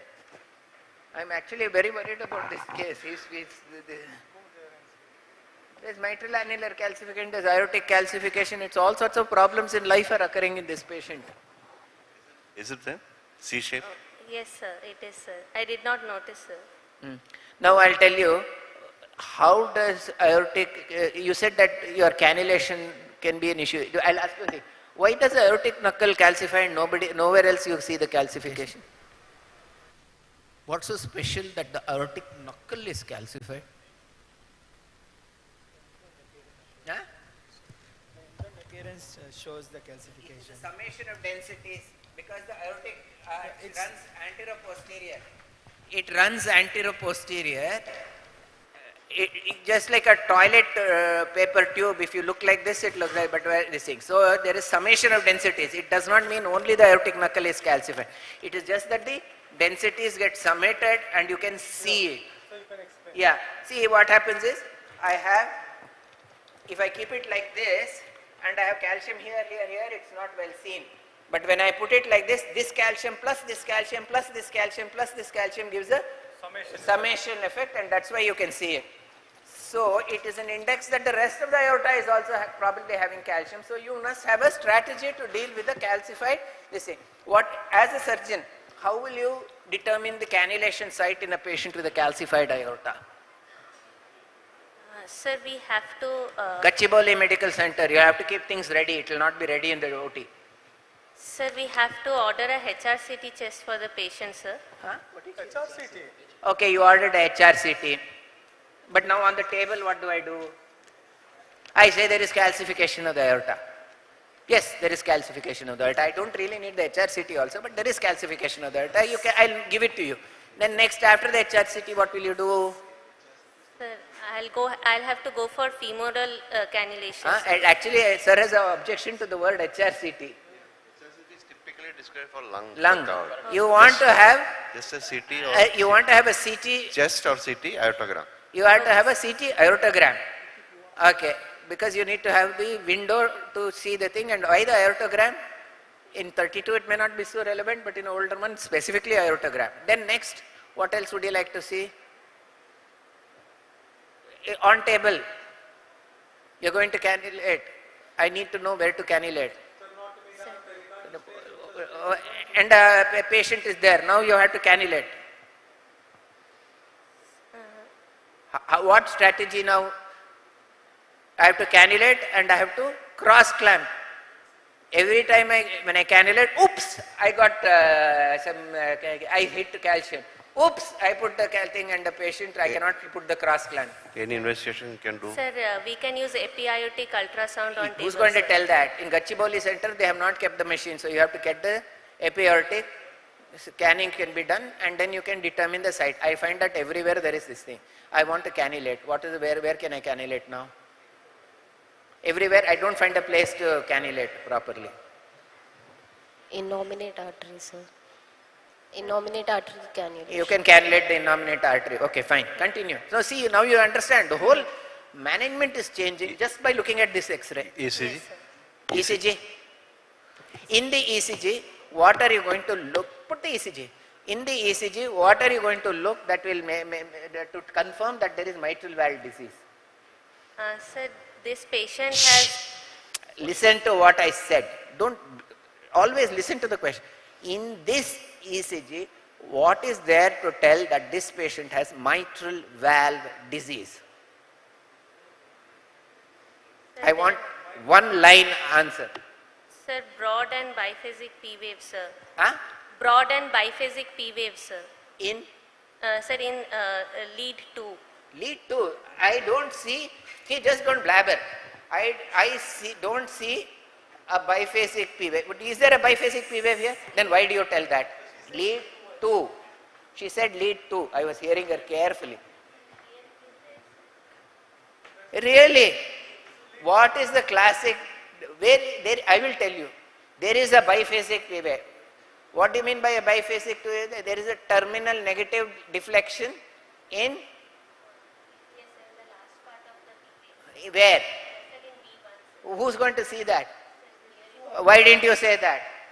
So there is a terminal negative deflection more than 1 millimeter, which is indicating LA enlargement. Okay. Now, what are the findings, key findings? Sir, There is a left atrial enlargement, then sir, there is left ventricular hypertrophy, sir. Why? Sir, there are tall R waves in V5, V6 and deep S waves in V1 and V2, sir. Shall I tell you something? In one line you can tell it, SV1 plus RV6 or SV2 plus RV5, and you have to give the value and just end it at that. Is there pulmonary hypertension?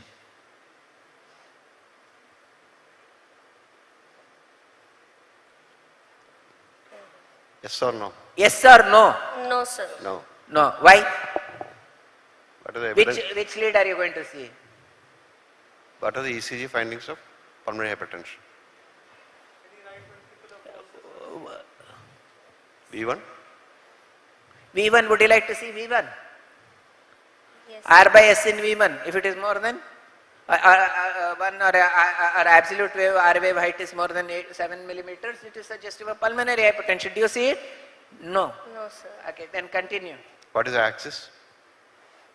Sir, it looks like a normal axis, sir. If you have a normal axis with left ventricular volume overload, what could be the possible cause?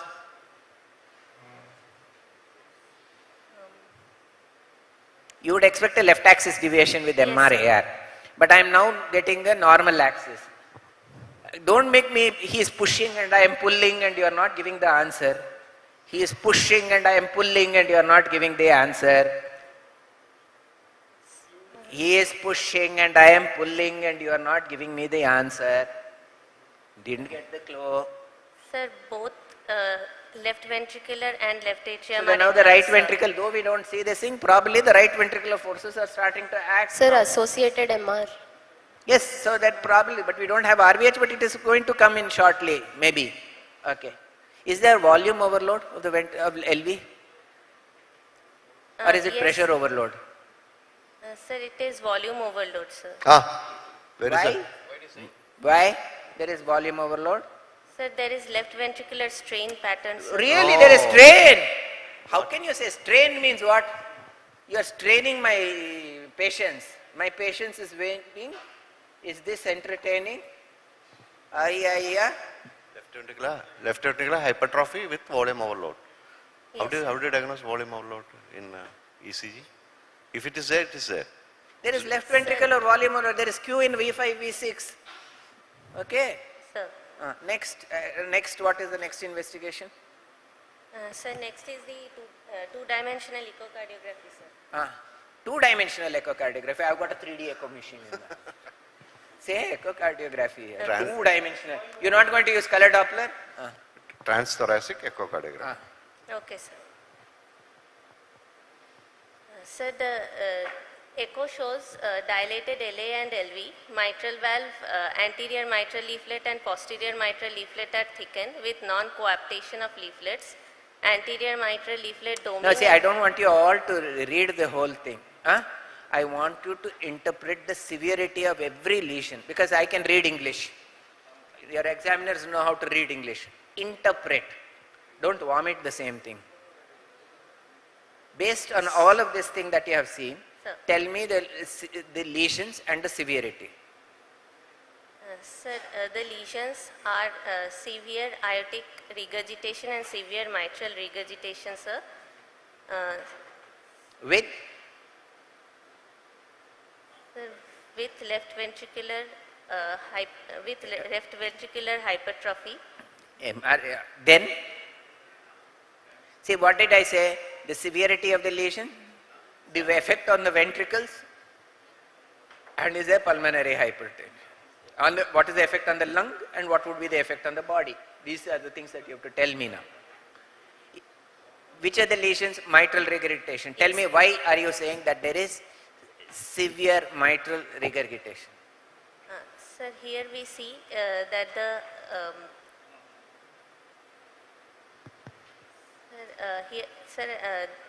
the vena contracta is 7 millimeter and the effective regurgitant orifice area is 0.32 centimeter square. And the regurgitation volume is 61. Is not actually severe according to the thing. Then? And the regurgitant volume is 61 millimeters. Is actually not that much. It should be indexed to body surface area. Then, why do you say aortic regurgitation is severe?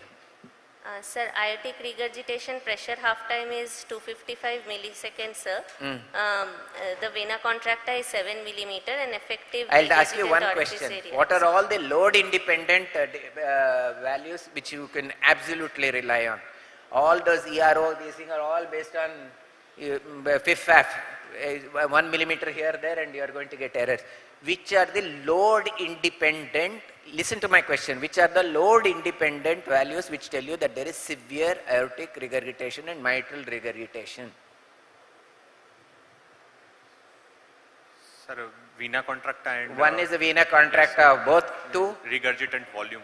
Regurgitant volume, again, this is difficult this thing because it's determined on the calculation. But here again, sir, they have not they have given their jet going in, they have not mentioned it here, but systolic reversal in the pulmonary vein, and here reversal, holodiastolic reversal in the DTA. You should not just say flow reversal, you must say holodiastolic reversal in the DTA with the terminal velocity more than 20 centimeter per second. It gives you the full thing. Now I will ask you one question.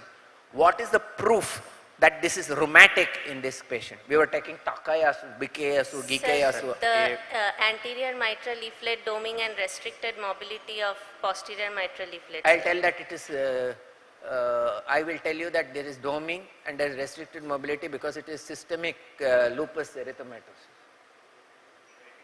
Thickened, sir. AML and PML is thickened. Systemic lupus erythematosus will have thickened leaflet.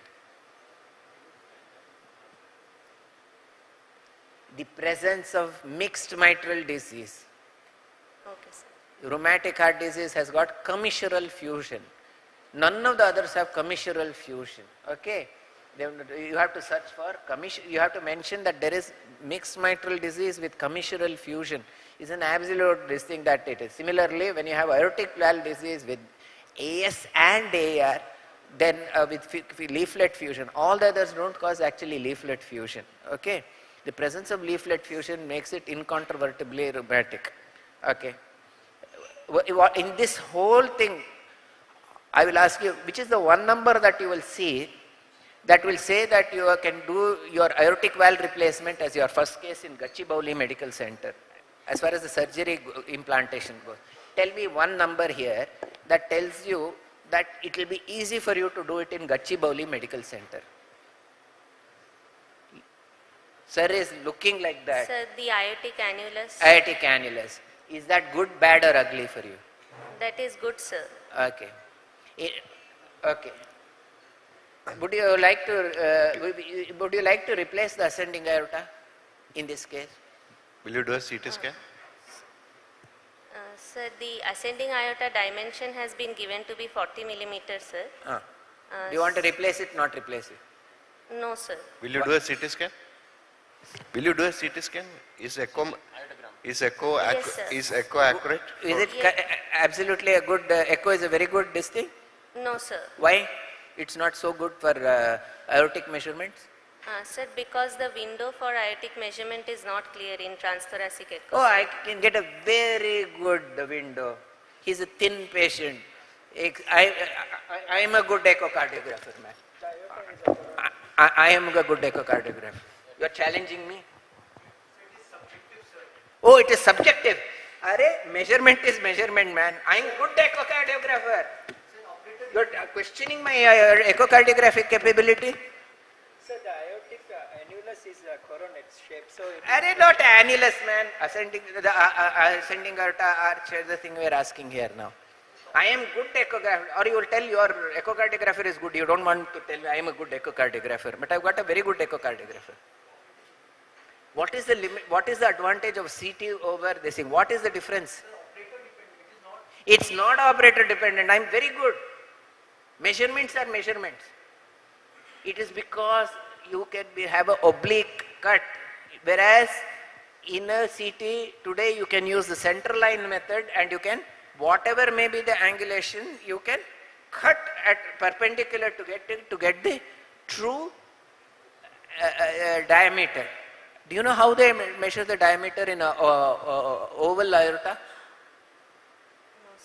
They use what is called as the circumference method. They take the circumference and then divide it pi d, and that gives you the actual diameter. Okay, continue. Next, what would you like? Based on this, would you like to operate this patient or not operate this patient? Yes, sir. What are the things that to tell you that you need to operate this patient? He's class 2, no? Sir, He's NYHA class 2. Let's say he's NYHA class 1. Will you operate or not operate this patient? yes, sir. Why? Operate, sir. Because, sir, the lesions are severe and Oh, his so? disease is progressing, No. sir. I have so many severe aortic regurgitation who are asymptomatic. You just go there. Just because she came to Gachibowli Medical Center, you grab him, put him on the table and operate. Huh? Sir, EF first started decreasing. Actually, the ejection Where is fraction was the EF? 50%, sir. Where is it? 55%. 55 is fairly good, no? 50%, sir. 50%, quite okay, no? Sir, but according to the indications that if No. asymptomatic... No. 50%. Is it good, bad or ugly EF? So for fair EF, why are you operating? For fair EF, why are you operating? Sir, LA is also grossly done.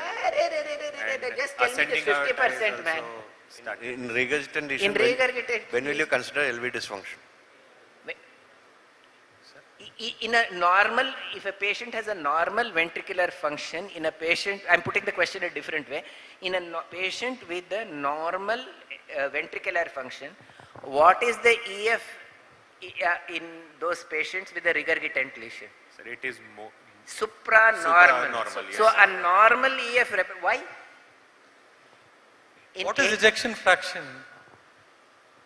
Ejection fraction is what? Stroke volume by EDV. How much But it is emptying? in a regurgitant lesion, what adds? The regurgitant volume. So becomes stroke volume plus regurgitant volume divided by. So it is falsely high. Yes, sir. It The doesn't more tell the- you where it is going. It is going where. It doesn't tell you. It just says what is the LV is emptying. It's emptying in the LA. So then, okay. What is the LV dimension here? LA dimension, LV dimension. LV dimension, 86. 86, 61. Yes, sir. If you go back to the X-ray, the LV is not that big. Why? On the X-ray, it is not that big. Sir, associated MR. No, 86, 61, no. What MR, PMR, GMR, everything. 86, 61, and heart is looking big, but it's not looking like 86, 61 is a horribly big LV, no? Why is it not looking? Piche dekho, upar niche, aage piche, up and down, round and round. All answers are in that. LV goes behind the diaphragm. Do you see? I always tell one thing. If you can see the LAD, on full cardiopulmonary bypass, if you can see the LAD, panic. Do you ever see the LAD normally? You open the chernam and you this thing and you go on bypass. Do you see the LAD? No, sir. You have to pull the LED, you have to put a mop. If you can see the LED, panic is what I always tell the people. Why? Because it has dilated, the LV is dilated and it is pushing the heart this side. You should never see the LED even on full, before bypass also you should not see the LED easily when you open the sternum. If you can see, it's a very bad sign. Is this a sick patient or is he a sick patient? No, sir. No. Ayyo. It'll be 61 EDV, LVIDS, LVIDD 8.6. ejection fraction of 50%. 50%. Not a sick patient? It is not a sick patient for you. You are not convinced that it is a sick. Oh, Yes, sir. Gachibowli Medical Center first case. Again, I will come and take the shake hand. Next, okay. So let's go to the next thing. Patient on the, now, patient on the, before going on, by, what are the way you are going to prepare this patient, to counsel the patient for surgery? Sir. Counsel this, I am the patient. Counsel me. So what's the final diagnosis and how do you counsel? What procedure? Tell me what you are going to do. What are you going to tell me? Sir, I'm going to tell the patient. I am patient, so sir, Allah. Dr. Prasanna, this is your problem. Tell him. Is 32 years old. I am 32 years old. I had to go running to the toilet because I was frightened of you, your answers. Sir, Tell sir, me we are quickly. going to do a midline sternotomy on the patient, on you, and we are going to replace two of your valves, the mitral and the aortic valve. Since you are 32 years old, still we will offer you a choice between mechanical and bioprosthetic valves, but we'll suggest that you go ahead with I am the 32-year-old mechanical male. valves. I am 32-year-old male doctor. What is the chance of my valve staying, doctor? Sir, if in bioprosthetic valve it is, the chances of structural heart valve degeneration will be very high. So it is better to go ahead with the mechanical I am valve, 32, sir. doctor. Can I get a Ross procedure done, doctor? Ross. I want to get a Ross. I read in the net. Now this is going to happen. I read on the internet that there is a procedure called Ross procedure. It is fill it, shut it, forget it, doctor, like Hero Honda bike. Will you do it for me, doctor? No, sir. Why not? You can't do it, is it? You're a new doctor, no? So I'll leave you. I'll go to a senior doctor. The next patient comes. Will you do second patient comes? Ross procedure, doctor. I'm 32 years. You want to make me 30 or 28? Sir, I heard it's very good, doctor. ChatGPT tells that it has got 20-year survival of 93.8624%, and it's supposed to increase my longevity. I want to live long, doctor. Will you do a Ross for him? no, sir. We cannot still offer a Ross to the patient. Why sir. are you not doing it, doctor? Why are you not even doing it for me, doctor? Because I am not from Hyderabad, is it, doctor? If it was from Hyderabad, you would have done for me, doctor. Why are you, I'm not joking, I'm asking you a very serious question. Why are you not offering Ross for this patient? Is it recommended to do a Ross below 35 years of age in a rheumatic heart disease patient? Yes, no. No, sir. Who gave the answer in India? He is going to, there are two people sitting from that institute who are ready to get a hammer. I think 3 ready to get a hammer. Srikanth is also there. He's already got the hammer. You know that game, no, where you have that knife going cut. I feel like doing that now. Do you offer rheumatic heart disease patients who are young a Ross procedure? What is the danger? You are aware, not aware? No, sir, I'm not. Any one of you? No, they didn't come.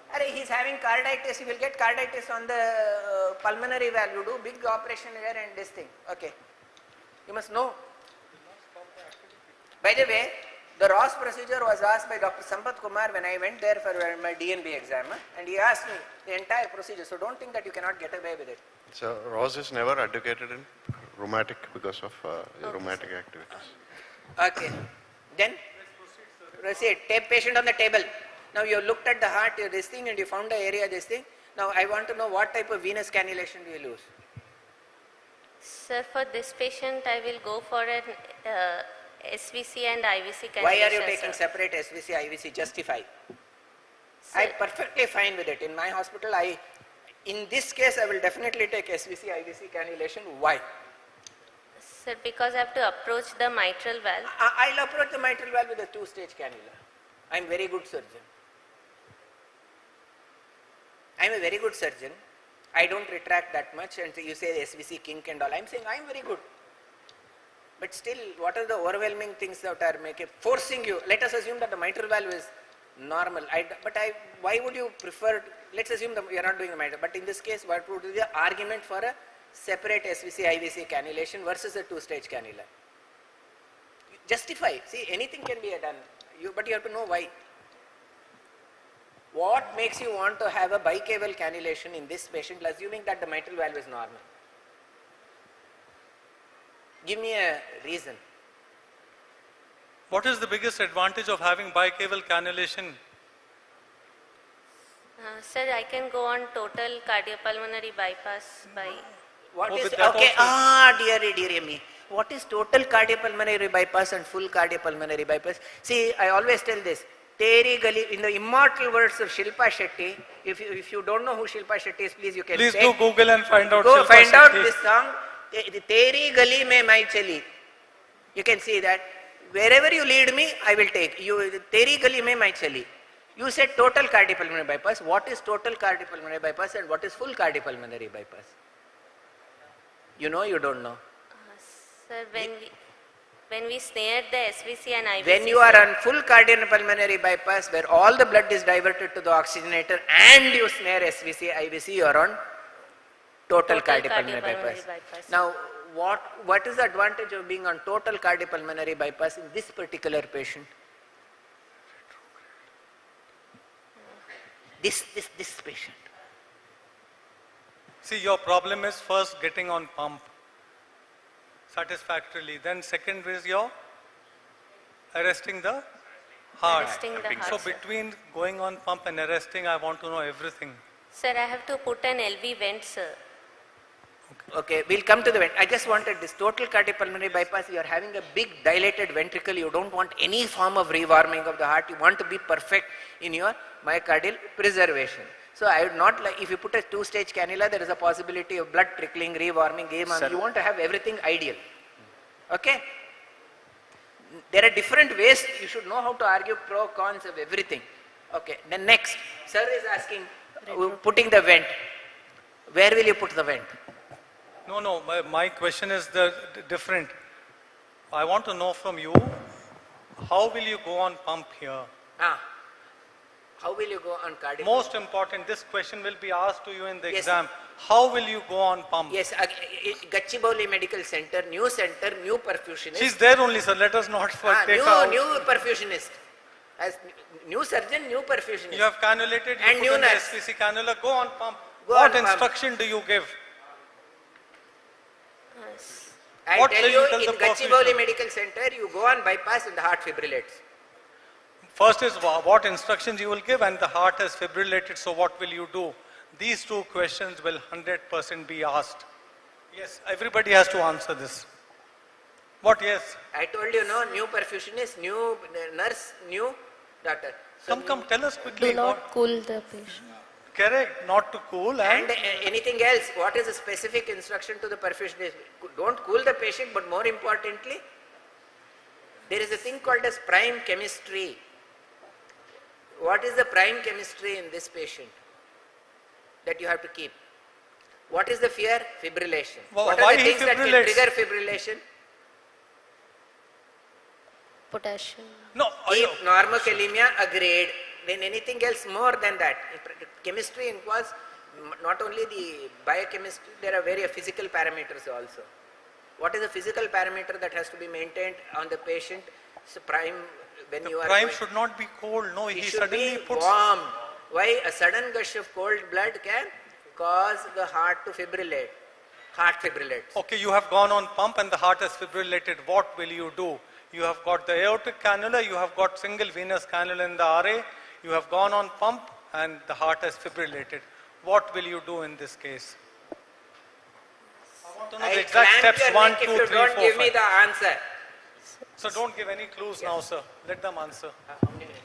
Sir, apply the cross clamp and go for aortotomy and plegia. We have got only 5 more minutes. We are winding up in 5 minutes. So quickly tell. What will you do? Heart fibrillated. What are you going to do now? Sir, apply the clamp, go aortotomy and give plegia. Sir, clamp the aorta and immediately Why are do you the clamping the? aortotomy. Why are you cross clamping? Why are you cross clamping?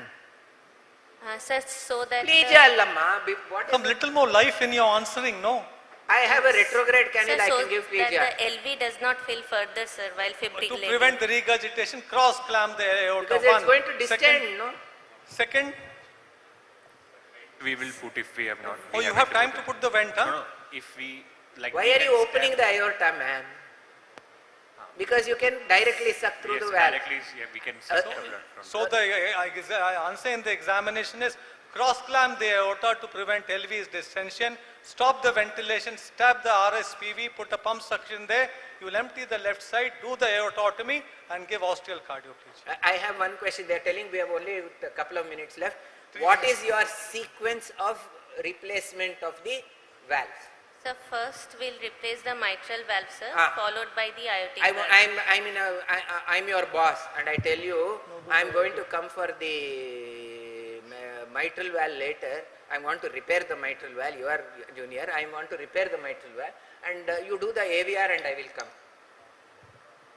Is it okay or not okay? Or partly okay. I'm your boss.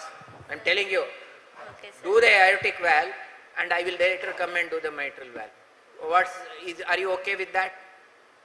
Sir, I Yes, will I am take. okay. Sir, yes, sir. Hey, are you okay? I'm your boss. You're telling against me. See, he said you do the aortic. I told you do the aortic valve first and I'll come and do the mitral valve. Sir, I will. I'm your boss. That's enough, sir. We heard it. Yes. No, Sir, I will take the sutures through the aortic valve, sir, and I'll keep the valve ready. You will not for- seat it there. Not seat it, sir. Not Why? implant it. Why? Uh, Why? Sir, while lifting while retracting for Sir, the... retraction is not. I'll For the retract. mitral Arey, valve. you sign the work and retract. Sir, you're all strong. aortomitral curtain gets fixed. Aortomitral curtain. No. These two Saindhavas are sitting with big muscular bodies. He is also their colonel from Maldives. Body, this thing.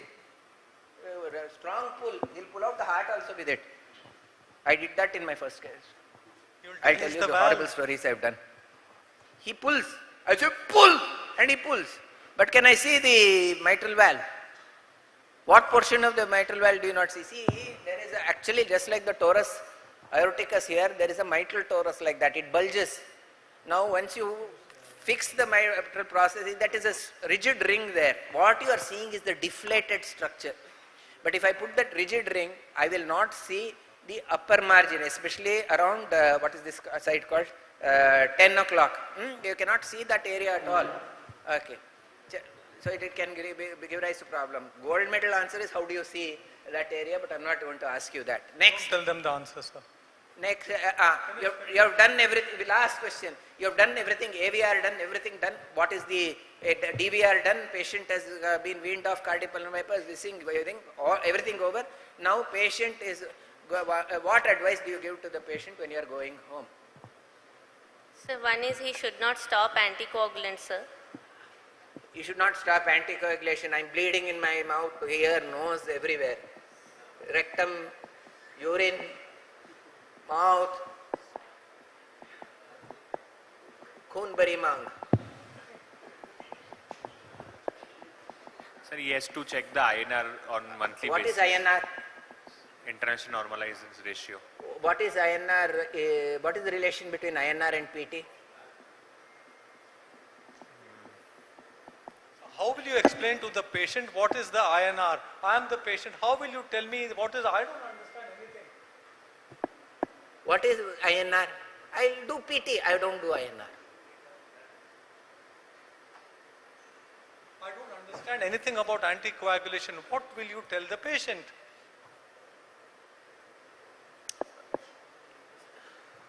Please, this is. I've got a valve.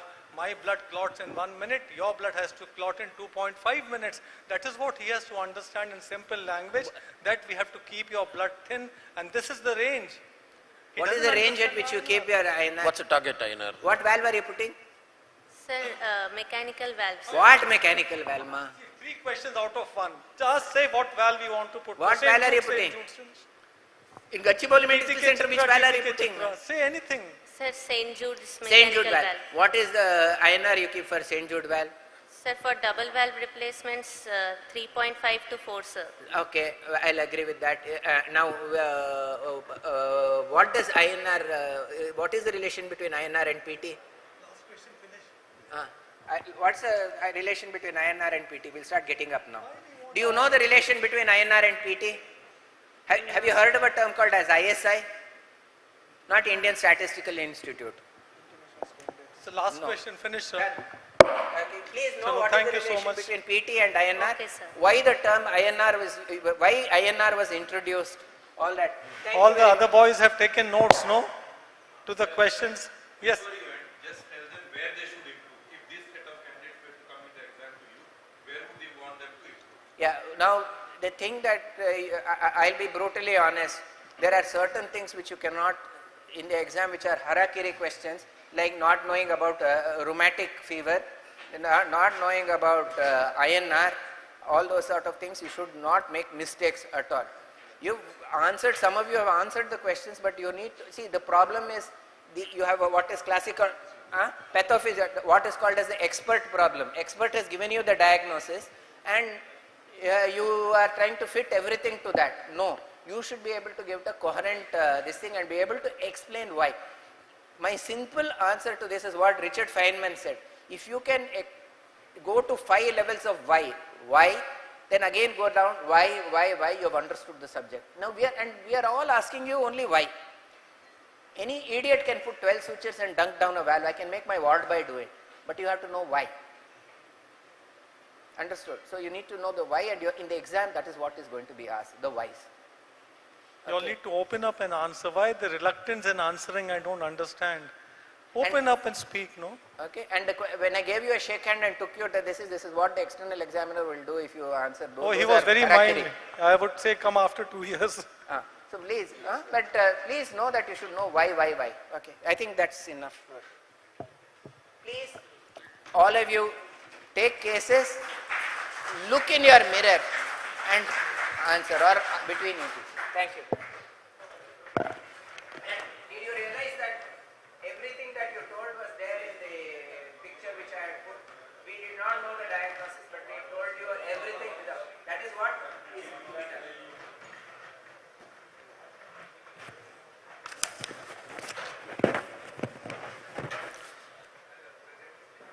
Sir, for the next long case discussion, cyanotic congenital heart disease, may I invite Dr. Balram Aaron, sir. Sir is available through Zoom to us. And Dr. Prabhan Mukherjee, sir, Dr. Beju, sir, Dr. Devashish Das, sir, and Dr. Rashekar, sir. Please come on stage, sir. And the presenters also, please. Kindly put Balram sir's Zoom link on the screen.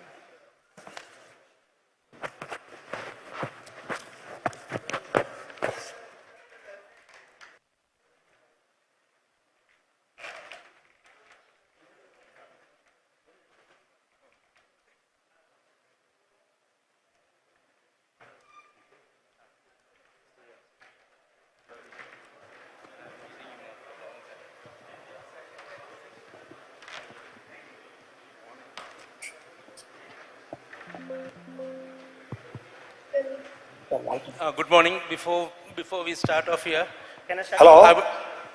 You can hear me, no? Hello, can you hear me? Yes, sir. Good morning, everyone. How many long cases are being presented? Sir, this is the second one. Devashish here, sir. Sir, this is the second one. So the first was a valve case which they just finished.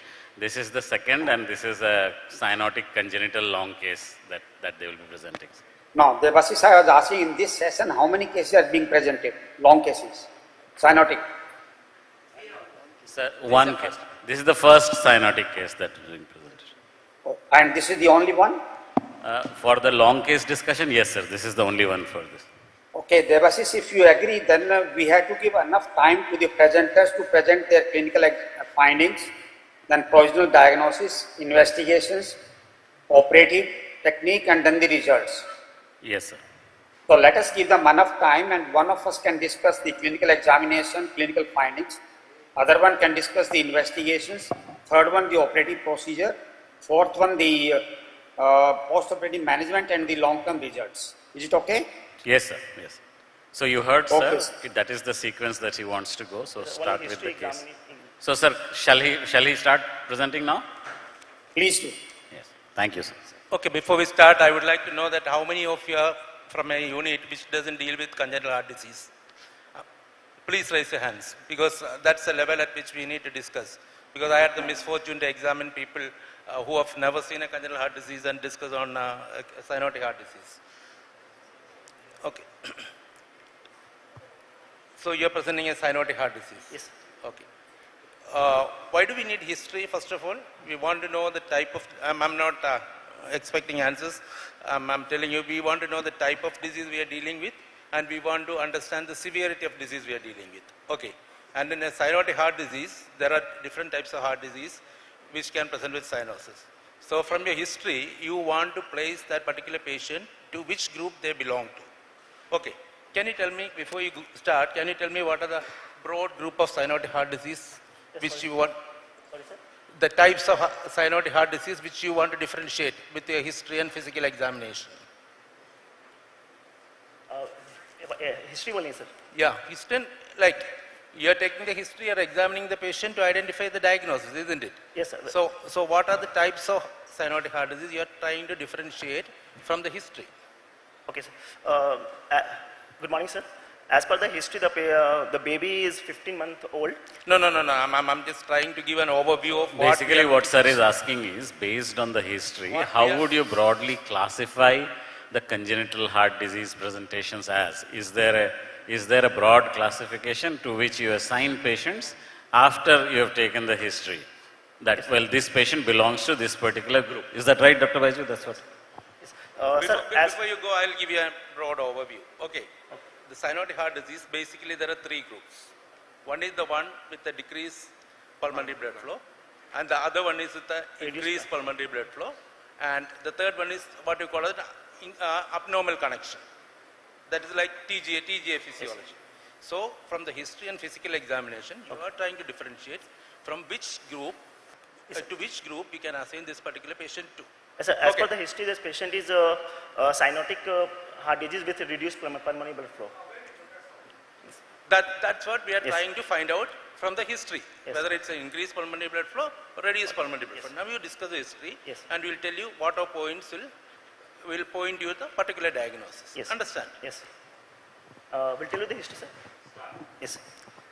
Baby Asi, 15-month-old, hailing from the Durgapur, informant mother reliable, presented with a chief complaint of bluish discoloration of lips and the tongue from the age of the 2 months of age, and there is an effect and intolerance from the 1 year of the age. Age of baby. 15 months, sir.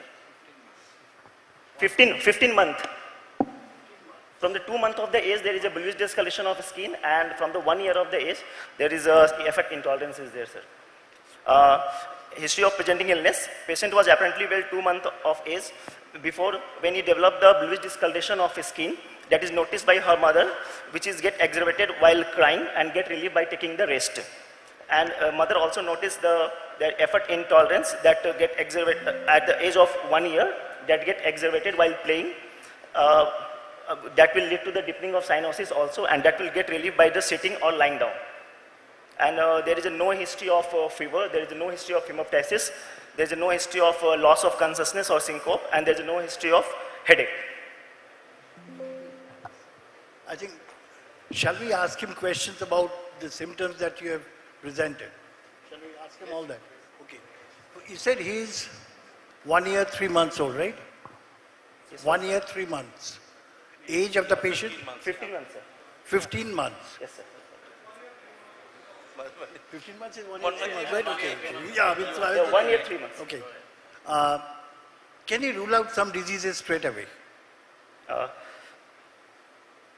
Yes, sir. Like cyanotic heart disease, we can rule out the TGA, and we can pulmonary atresia, we can be ruled out. More common than that? TGA is one good. TAPVC we can rule out, sir. Obstructed TAPVC maybe, yes, not TAPVC. Obstructed TAPVC, sir. Can you differentiate one by one? Yes. You are just telling the diagnosis. Can you differentiate by the age of presentation? Yeah. Age? See, this child is 15-month-old and started presenting from 2 months old. That's yes. what you are telling. Yes, sir. So whatever diagnosis till now you told, either obstructed TAPVC or TGA, how they are going to present? When they are going to present? Like TGA, sir, there is a cyanosis at the birth in the TGA, sir. And this baby is present after the 2 months of the age. Mostly it is top physiology and DORV plus pulmonary stenosis. No. One thing I'll tell you, sir's question is simple. How does the child present to you? He presents with either shock or cyanosis or heart failure, that's all. Yes. Shock means atretic lesions, hyperplastic left heart, aortic atresia, and obstructed TAPVC. So they'll die absolutely early. Second is, as sir said, cyanosis with increased pulmonary flow with decreased pulmonary flow. Yes. This is the decreased pulmonary flow group. And third one is heart failure, when the pulmonary flow is more. These are the 3 ways a child presents to you. Yes. So we rule out atretic lesions. So do you agree with sir that this patient has decreased pulmonary blood flow? Sorry, sir. Do you agree? Voice is not clear, sir. Do you agree that, that this patient has got decreased pulmonary blood flow? Yes, sir. Why? Because the patient having the episode of the cyanotic spell is there, sir. Cyanotic spell, okay. Yes. Then, what else tells you that this patient has a decreased pulmonary blood Sorry, flow? sir? What else tells you that the patient is having decreased pulmonary blood flow? First, sir, there is no history of any respiratory tract infection is there, and there is no history of failure of thrive is also not there, sir, and there is a cyanosis is there, and so these all interpret that there is a decreased pulmonary blood flow is there. Okay. So basically in your history there is cyanosis. That is the only positive finding in your history, right? So when you say there is no history of failure to thrive, what do we mean? Means there is no increased pulmonary blood flow is there, sir. No, what is failure left to right thrive? shunt is there, sir. Sorry? No left to right shunt is there. No, what does the term failure to thrive mean? That the baby is not able to gain the weight as per the age, sir. Right. So that's an important thing. When somebody asks, it's a very simple, not all questions will be trick questions. Yes. Some of them will be very basic. Yes. Okay, you said... Also patient will have feeding difficulty. Feeding difficulty patient will have. He will not be able to take milk properly. Is there any feeding difficulty? Feeding difficulty is a sign of heart failure in children. Okay, so you should say that is there any feeding difficulty? What are the other signs of heart failure in children other than feeding difficulty? Feeding difficulty, there is a suck-rest cycle will be there, sir. Yeah, that's feeding Their difficulty. failure to thrive. That tells you that there is effort intolerance, there is heart failure. Yes. Okay, what else will tell you? What will happen to the breathing of the child when the child is resting? Tachypnea. Tachypnea. Yeah. And What failure, else? And failure to What grow. else? Increase there's a hurried breathing, there is a Harrison sulcus. There will be indrawing of the intercostal muscles while he is feeding. Harrison Then sulcus. breathing difficulty. Harrison sulcus, sir. So what sir is asking, what else would you see? So do you see indrawing of intercostal muscles during? So you know, even if Any three of you can answer those questions. Huh? There is increased sweating while Sweating feeding. during what? While feeding, there is increased sweating will be there, and the baby get easily fatigued. But sweating is why? Why do they have Because sweating? there is an increase of work of breathing, sir. If there is. It's heart failure. Yes, sir. And say a suck-rest-suck cycle, what's that equivalent to? Sorry, sir. Suck-rest-suck cycle. Suck-rest cycle. What's that equivalent to in an adult? Because in the suck-rest cycle, the baby, when it starts to feeding, there is. I understand the pathophysiology. Yes, what is it equivalent to in an adult? It's shortness of breath on exertion. The child cannot walk, but as soon as he's sucking, he needs that extra amount of oxygen. So it is equivalent to shortness of breath. Yes, sir. Sweating is equivalent to heart failure. Simple as that. So you come to the conclusion that this patient has got decreased pulmonary blood flow. Sorry, sir?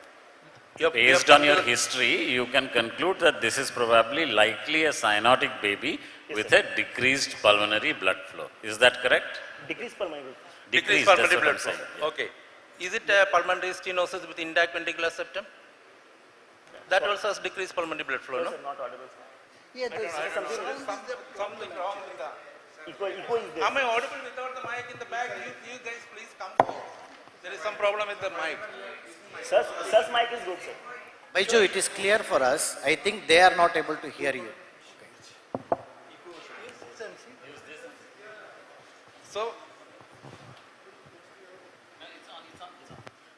So you are telling that the patient has decreased pulmonary blood flow. Yes, Understand? Yes, so I am asking you, is it a pulmonary stenosis with intact ventricular septum, which also has decreased pulmonary blood flow? Yes, sir. Is it a case of pulmonary stenosis with intact ventricular septum? No, sir. No, sir. The Why? pulmonary Because in pulmonary stenosis there will be right ventricular hypertrophy or parasternal, he will be there. No. He is just asking. What did the patient in pulmonary, the late onset of cyanosis will be there in the... Cyanosis won't be there. Cyanosis is the clue to tell you that there is a shunt in the heart. Yes. Okay. Now we have to determine whether the shunt is at the atrial level, at the ventricular level, or at the great arterial level. Okay. Yes. Now how will you differentiate between whether the shunt is at the atrial level or from the history, from the ventricular level or great arterial level? Or to simplify the question, how will you categorically say that this shunt is at the ventricular level? What from the history? Did you understand my question? Am I audible now? Is it any better? I don't know where to hold the mouth. No, I will just pause here for a moment, Baiju. Baiju is trying to put in a concept that actually you have established that there is decreased QP, that is number one. Next is trying to find out, is it possible to explore more possibilities with additional symptom of cyanosis, establishing that is a right to left shunt. Then he is trying to deduce whether there is a atrial level shunt or a ventricular level shunt or shunt elsewhere. That is the plan that he has in his mind. Now the questions are directed based on this format. Okay. Now do you understand? Yes. So now you answer his question. Sir, the shunt is, if it is at the atrial level, it will take a long time for the cyanosis development. If there, at the ventricular level, it will develop as early before the atrial level, sir. So when you got a shunt at the ventricular level, I'm trying to simplify your answer. Sir, going to come here, Baiju, come. Can I? Can you hear me now? Yes. Okay. So we are trying to, we all agree that there is a shunt, intracardiac shunt, because there is a cyanosis.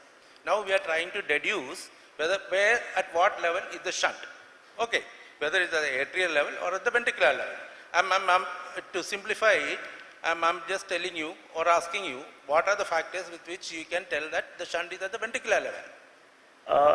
Sir, if the symptom appears early, like in the first month or second month, No.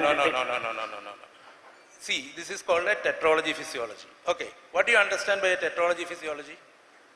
What do you understand by if I say this patient has got a tetralogy physiology? There's a reduced blood flow. What do you understand? There's a reduced blood flow to Excellent. What else? And there is a presence of the VSD, and there is a right left shunt at the ventricular level. Yes. Okay. So it's a reduced pulmonary blood flow. You can deduce that it's a reduced pulmonary blood flow. There is no heart failure in this child. Yes, sir. Okay. How can you deduce that the shunt is at the ventricular level from history? That's what I'm asking you.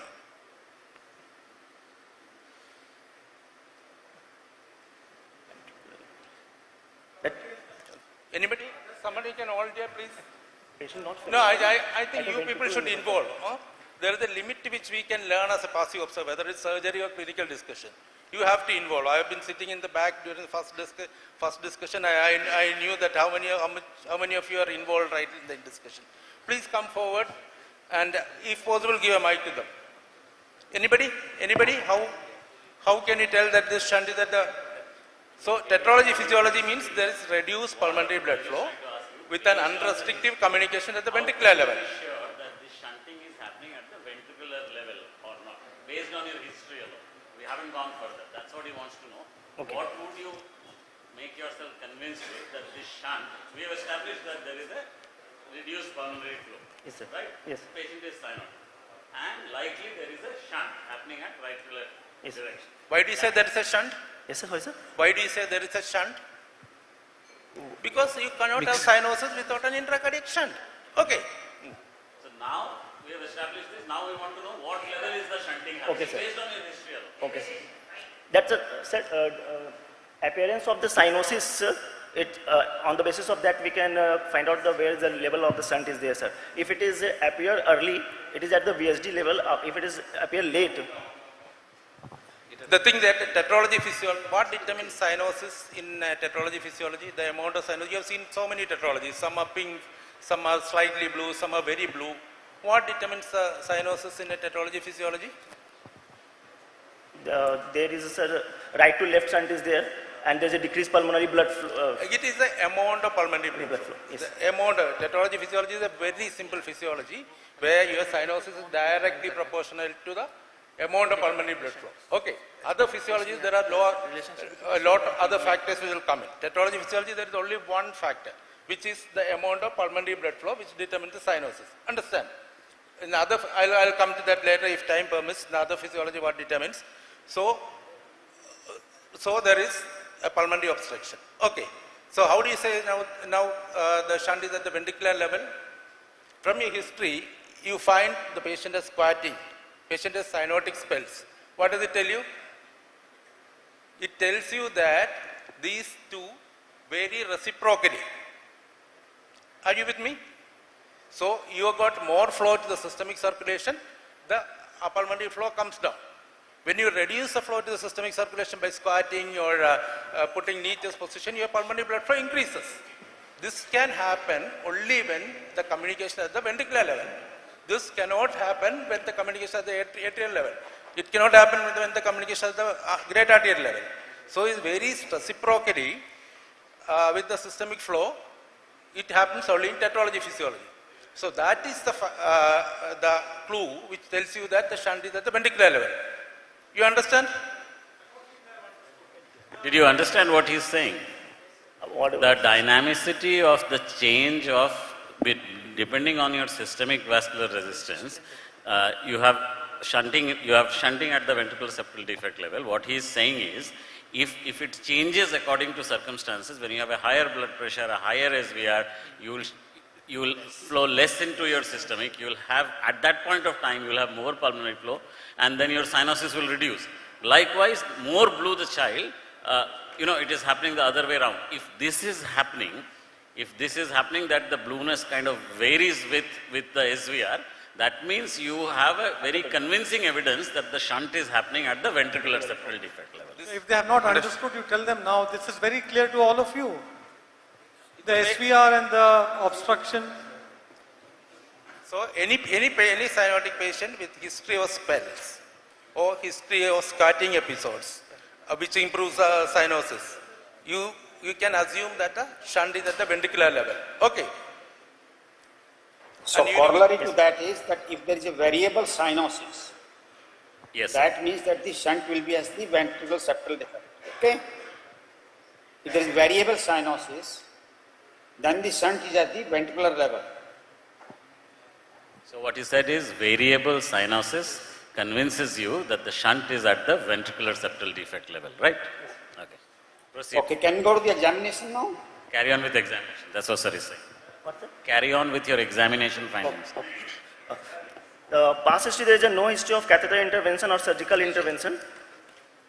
Family history, nothing significant. Birth history, second baby born by the cesarean section. Birth weight is 3.2 kg, cried at the birth. Antenatal and the natal, there is no complication is there. And the development and immunization as per the age. And personal history, the breast fed till the 6th month, and there is a normal bowel and bladder and normal sleep cycle, sir. General examination. Did you understand the physiological concept which I was trying to tell you? Did you understand?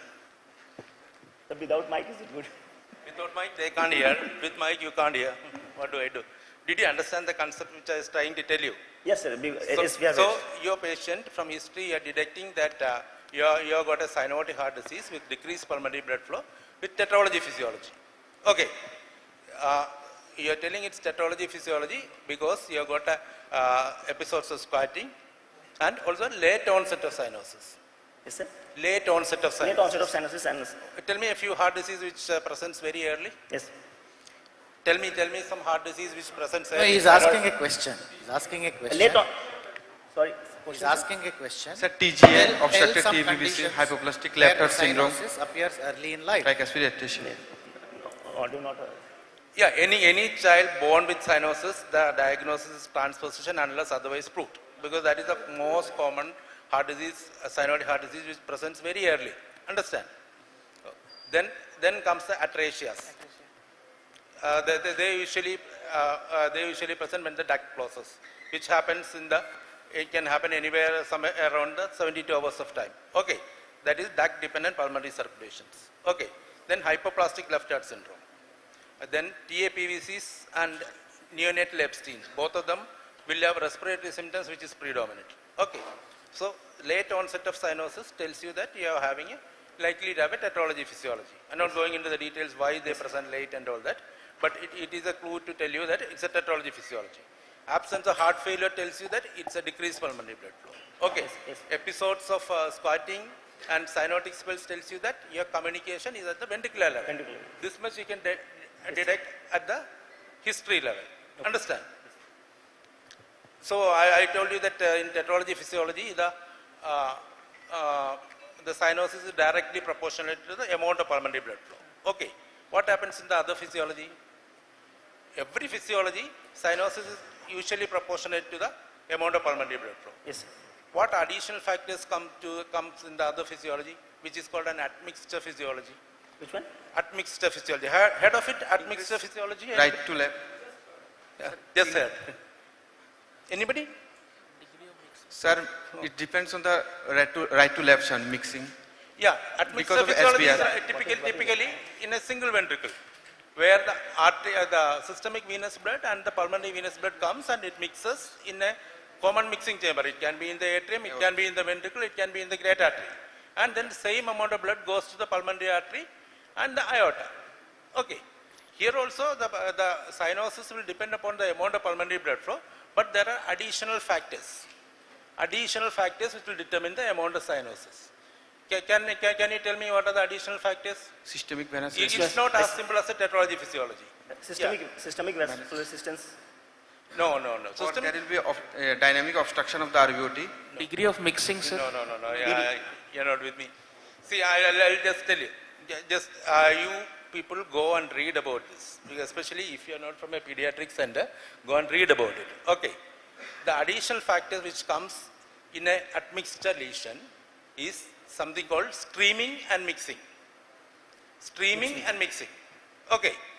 What happens is the streaming means that if it's a favorable streaming, your aortic saturation is higher than the pulmonary saturation. Unfavorable streaming means your pulmonary saturation is higher than the aortic saturation.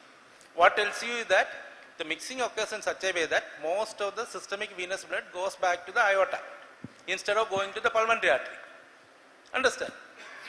That's why they are more, for a given pulmonary blood flow, if your streaming is good, you will have better saturation. Okay. For the same pulmonary blood flow, if your streaming is bad, you will have poor saturation. Okay. Then if the streaming is bad, then how will you improve the saturation? Sorry, sir. If the streaming is bad, how will you improve the saturation? So basically, you need to understand the concept of streaming as well as the concept of mixing and how it influences the ultimate saturation and the cyanosis of the child. So you should all, including those in the back, read about how mixing and streaming is different based on the anatomy and the physiology of one particular cyanotic child. Shall we go with the examination, because I think this session is supposed to... I think let us go with the examination now. Good morning, everyone. So, sir, in examination, baby is alert, conscious, and lying comfortably on bed on supine position.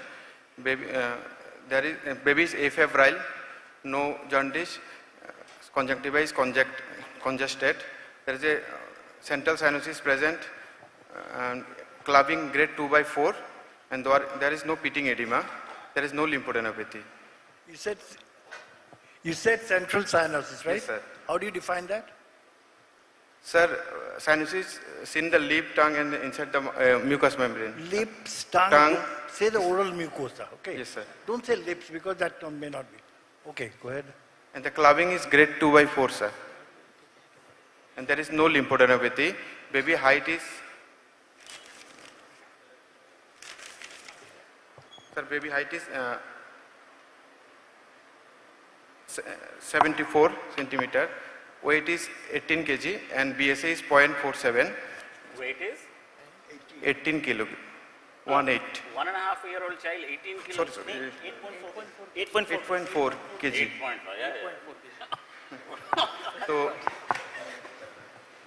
sir, heart rate is 100 per minute, regular, good volume, and can be felt in all the peripheral parts felt. BP is 100/62. Measure in both the... Finding is, you said the relevant finding. Dr. Okay, Rajshekhar has a question about clubbing for you. Sure, sir. What is the mechanism on of... examination? Yes, He sir. has a question about clubbing for you. Yes, sir. He's a 15-month-old child, you are saying the clubbing. What is the mechanism of clubbing? Sir, main platelet derived growth factor is one of the main reasons. Normally, sir, platelet is derived from the megakaryocyte. In that situation, that megakaryocyte is bypassed the lung. Because of the right to left shunt, it is stuck in that nail capillary, and where it produces some platelet derived growth factor, and this is the main reason for the nail capillary bed is enlarged. And there is another also neurogenic theory, then growth factor or some ferritin or arteriovenous fistula also some reason for that formation of the clubbing, sir. It is the chronicity of the hypoxia which produces clubbing. Yes, sir. If you find a patient who is cyanotic without clubbing, what do you infer? Infective endocarditis, sir. I can see. Why should the infective endocarditis produce cyanosis? Sorry, sir. I thought not cyanosis. Cyanosis without clubbing. What do you infer? That hypoxia is recent onset. Yes, sir. Typically seen in Eisenmenger syndrome. Yes. Where the cyanosis occurs very late in the natural history. Okay. So if you usually cyanosis and central cyanosis and clubbing goes hand in hand, and when you find cyanosis without clubbing, you should think of a late onset cyanosis. Typically Eisenmenger syndrome. Okay. And in exam you will be asked how is cyanosis produced, what is central cyanosis, what is peripheral cyanosis, what is differential cyanosis, what is reverse differential cyanosis. You know, I hope you all know that. If any of you don't know that, we are not going to discuss all these things for the sake of time, and find out the conditions where you get all these things. Okay. Then you have seen many patients with cyanosis. Some of them will look blue and some of them don't look that blue. I'm telling you an example, 2 patients with 80% saturation. Will they always look similar? The color? Or I am telling you that, I am asking you, is there any other factor which determines how they appear, like how blue they appear? The amount of hemoglobin present. Excellent, excellent. It is because of the amount of reduced hemoglobin or deoxygenated hemoglobin. Understand? So if you got an anemic patient with 80% saturation, he may not look very blue. At the same time, you got a patient with 20 hemoglobin and 80% saturation, he may look very blue. So it's not the saturation alone which determines the look of the patient. It is also the amount of hemoglobin which determines the blueness of the patient. Okay. In other words, anemia can mask cyanosis. So when you determine by your naked eye, you should also think that anemia is a confounding factor. Understand? Okay, good. Sir, on examination. No, just tell us the history, summary of the history. Summarize your history. He has not finished the examination. Up to this. Summary. Just positive findings on history examination so that we have a provisional diagnosis. Sir, 15-month old boy came with an late onset cyanosis from the 2 months and history of airport intolerance from the 1 year. And sir, on examination, there is a found central cyanosis and clubbing grade 2/4. On examination, there is quite precordium. Then no, you have not gone to the precordium as yet. Before that, up to this only. The relevant negative histories. Yes, sir. Relevant negative histories. Yes, sorry, sir. So there is no history of any failure to thrive. So there is no history of feeding difficulty. Sir, there is no history of fever. Left to right. There is no history of fever, no history of hemoptysis. Infective. And Yes. there is no history of loss of consciousness is there, sir. No, why did you ask for fever? Yes, sir. Fever? Why did Sir, you we ask? asked the mother that is there any low-grade fever is there or not for Why? the Why? Because of the suggestive of the infective endocarditis. And? Brain abscess. Brain abscess, cerebral. Another thing is loss of consciousness, thromboembolic seizures, events. Those are important negative histories you should take. Yes. Okay. Now on examination. Yes, sir. On examination, central cyanosis present. Don't repeat the same things, go further. Next examination. Okay, sir. Sir, precordium is white. Then, sir, trachea is centrally What placed. do you mean by that? Everyone will ask you this question. What do you mean by a quiet precordium? Means, sir, there is a non-restrictive VHD. RV-LV pressure is.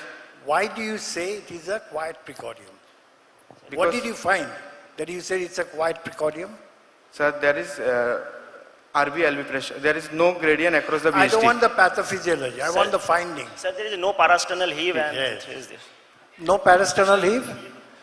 No precordial bulge is there, sir. No parasternal heave, no precordial No bulge, para- no palpable peak. What is the other? Excuse me.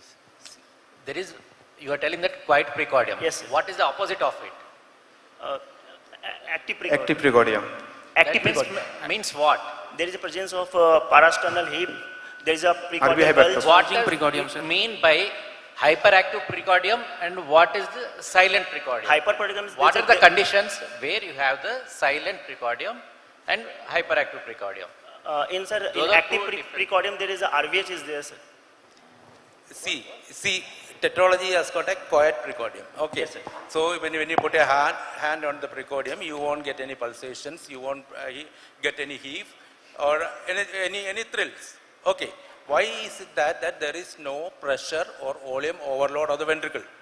There is no volume overload of the heart. Yes, sir. The same blood is coming, instead of going into the pulmonary artery, it's actually bypassing the pulmonary artery and going to the left circulation. Understand? Right side get compressed into the left, into aorta. Yeah. So there is no volume overload. So you won't find heart big, you won't find a hyperdynamic apex, you won't find cardiomegaly. Understand? Yes, sir. And there is no pressure overload in the sense that there is an unrestricted VSD. So the right ventricle can easily empty into the aorta, even though it is at the systemic vascular resistance. So there is no pressure overload. Suppose you have got a restrictive VSD or you don't have a VSD, then you will find right ventricular hypertrophy, you will find right parasternal heave, you will find a systolic thrill. Understand? So tetralogy heart is quiet just because there is no volume overload, no pressure overload. Understand? Answer simple. One thing I'd like to tell you here. We normally always think that the diagnosis is a tetralogy of Fallot. And you're right in 9 out of 10 cases. But remember, say this child is 15 months. You had a child who is 6 years old. 6 years old child. With the same blue symptom, everything. What would you be thinking? I'll tell you an easy approach to a slightly older child with congenital cyanotic heart disease. Two things you think of. One is whether it is a tetralogy or whether it's an Eisenmenger. And we forget Eisenmenger. So you might get an Eisenmenger. 3 simple questions. Is it a tetralogy or is it an Eisenmenger? Yes, sir. If it's a tetralogy, what sort of tetralogy? You know all the VSD, PS things. If it's an Eisenmenger, what sort of an Eisenmenger is it? VSD Eisenmenger, PD Eisenmenger. These 3 questions will answer everything. You are right when it is a tetralogy. What I was trying to come to, you said that the precordium is quiet. Suppose you don't have a quiet precordium. You have a thrill. You have a RV pulse. Then how do you treat it? This is something you have to think of. Rarely you will get a case like that because everyone is not a fellow. He may be a case of other things like tricuspid atresia VSDPS. You keep that in mind. It's not always you get a fellow. Sometimes you get this. Okay, we'll deal it as you are going. Chalo, quiet precordium ho gaya then. Auscultation. Auscultation. Sir, apical impulse seen and felt in the 5th intercostal space medial to the mid-clavicular line. If it is seen, it is not quite precordium. Which space? 5th. Sir, 5th intercostal, medial to the 5th intercostal, medial to the mid-clavicular line. In a child, it's usually 4th space, okay? If you read the books, it's 4th space. Okay, sir. Then, sir, on auscultation, S1 is normal, S2 is loud and single. Then there is a ejection systolic murmur in the left second intercostal space, which is grade 3/6, and there is no other murmur or any other sound heard. Which is the most important finding here? Which sort of clinches your diagnosis?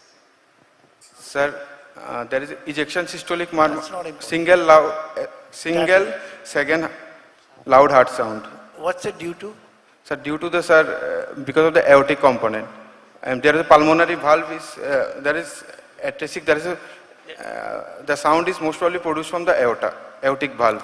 Aorta is anteriorly little bit and big size. More blood is going through the aorta. Oh, sir, there is a RVOT obstruction is there, so aorta is anteriorly placed and so we hear the aortic sounds. It's what is the other reason for the single second heart sound? Pardon, sir? Other reason for the single second heart sound. What is it? Which other condition can you get single second Not heart other condition, other reason for the single second heart sound in tetralogy of fellow. So there is a, sir, doming of the pulmonary valve, it's make that. Doming you get in VSDPS also. You won't have a single heart sound there. Sir, kya bole? Sorry, sir. Where is the main obstruction in tetralogy of fellow? The question is, what are the causes for the single second heart sound in a tetralogy of fellow? That's all. Sir, the aorta is rotated aorta is That rotated. we heard. That we heard. Next, what is the other reason? What happens to the absent valve? pulmonary valve in top variants. There. That you get in VSDPS also. So VSDPS doesn't have single second heart sound.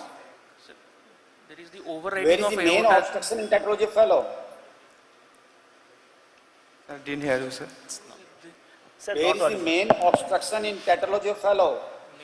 Where is the main obstruction in tetralogy of fellow? RVOT obstruction. Is that in the valve or subvalve? RVOT obstruction. RVOT infundibular level, sir.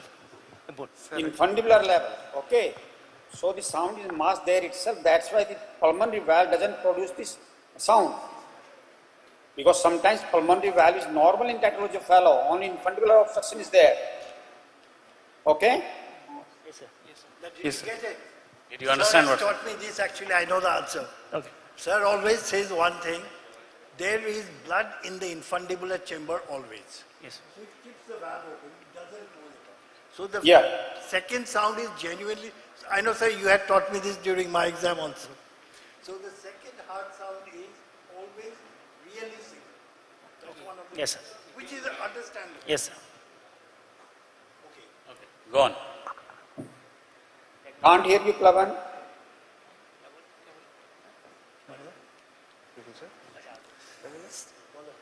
Sound is gone.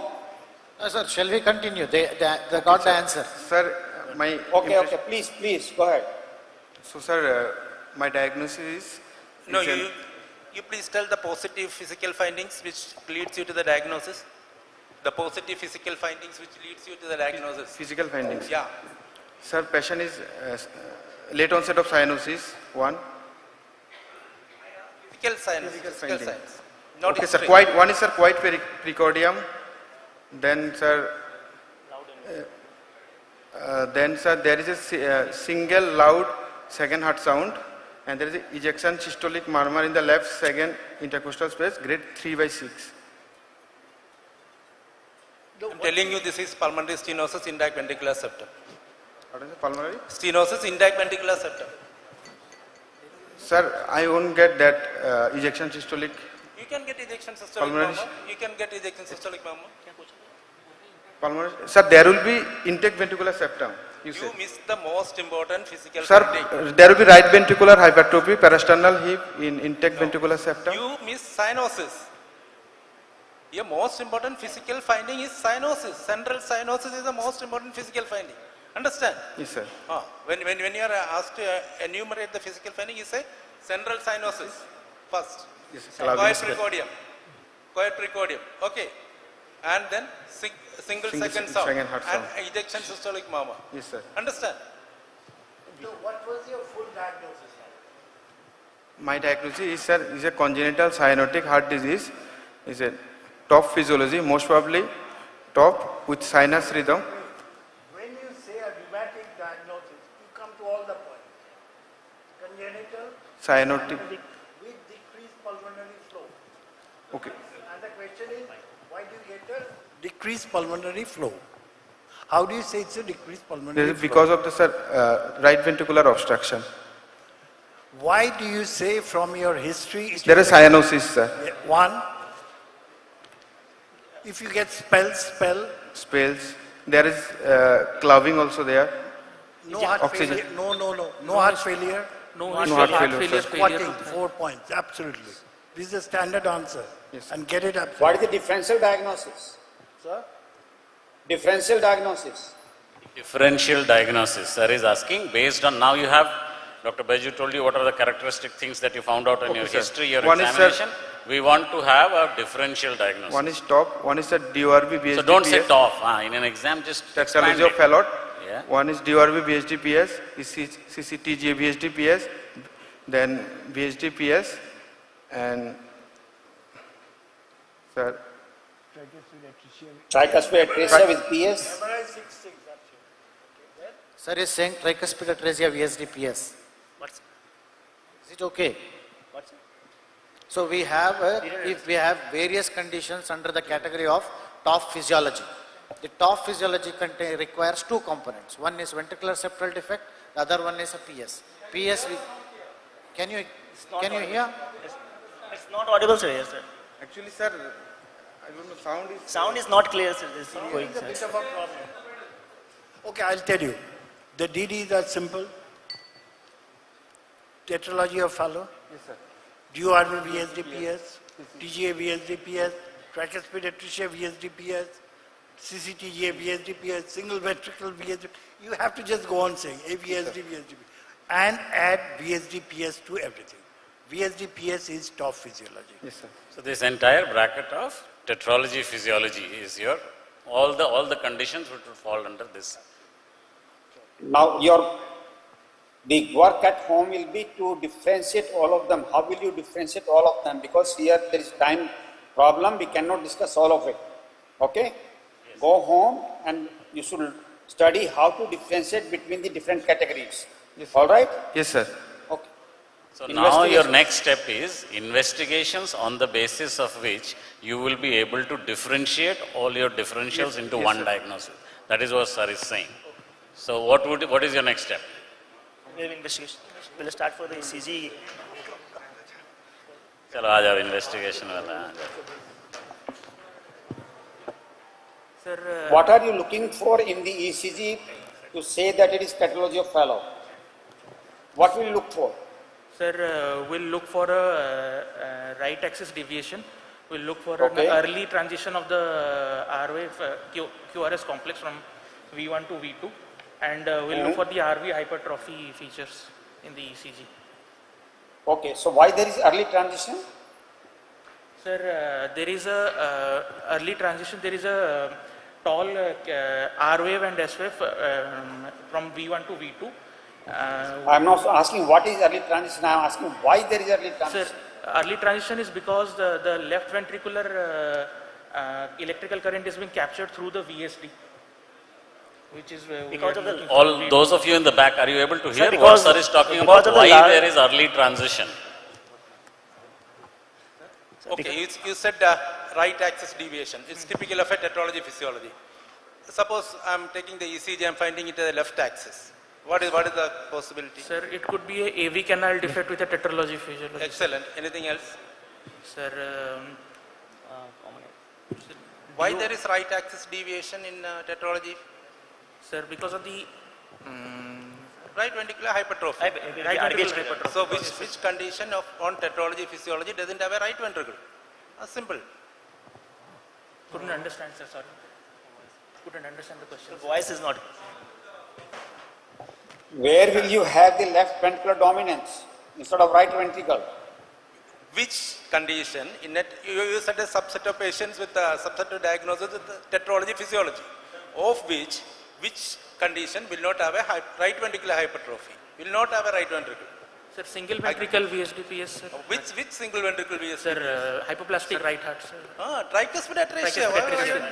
So you can have tricuspid atresia or AV canal with a left axis deviation. Now how do you differentiate between these two from ECG? ECG, sir, in tricuspid atresia, there won't be QR in the V1. Wave in QR in the view. Depending on which ventricle is hypertrophied. In B1, in AV canal, no R wave, sir. Tricuspid atresia. Yeah, tricuspid atresia will not have RVH, will have LVH. AV canal will have RVH. RVH with left axis deviation is tetralogy AV canal, and LVH with the left axis deviation is tricuspid atresia. So you can make the diagnosis from the ECG itself. Okay, read the ECG. Look at the ECG, we are in trouble.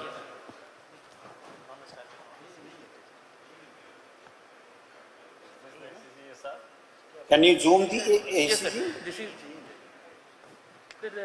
This is a 12-lead ECG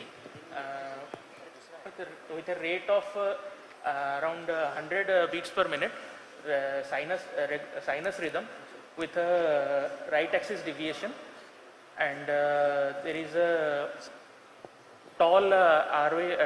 There is a tall R wave in the V1 with an early transition from V1 to V2. With the early? Sir, actually, ECG change, I think, sir. You show the transition?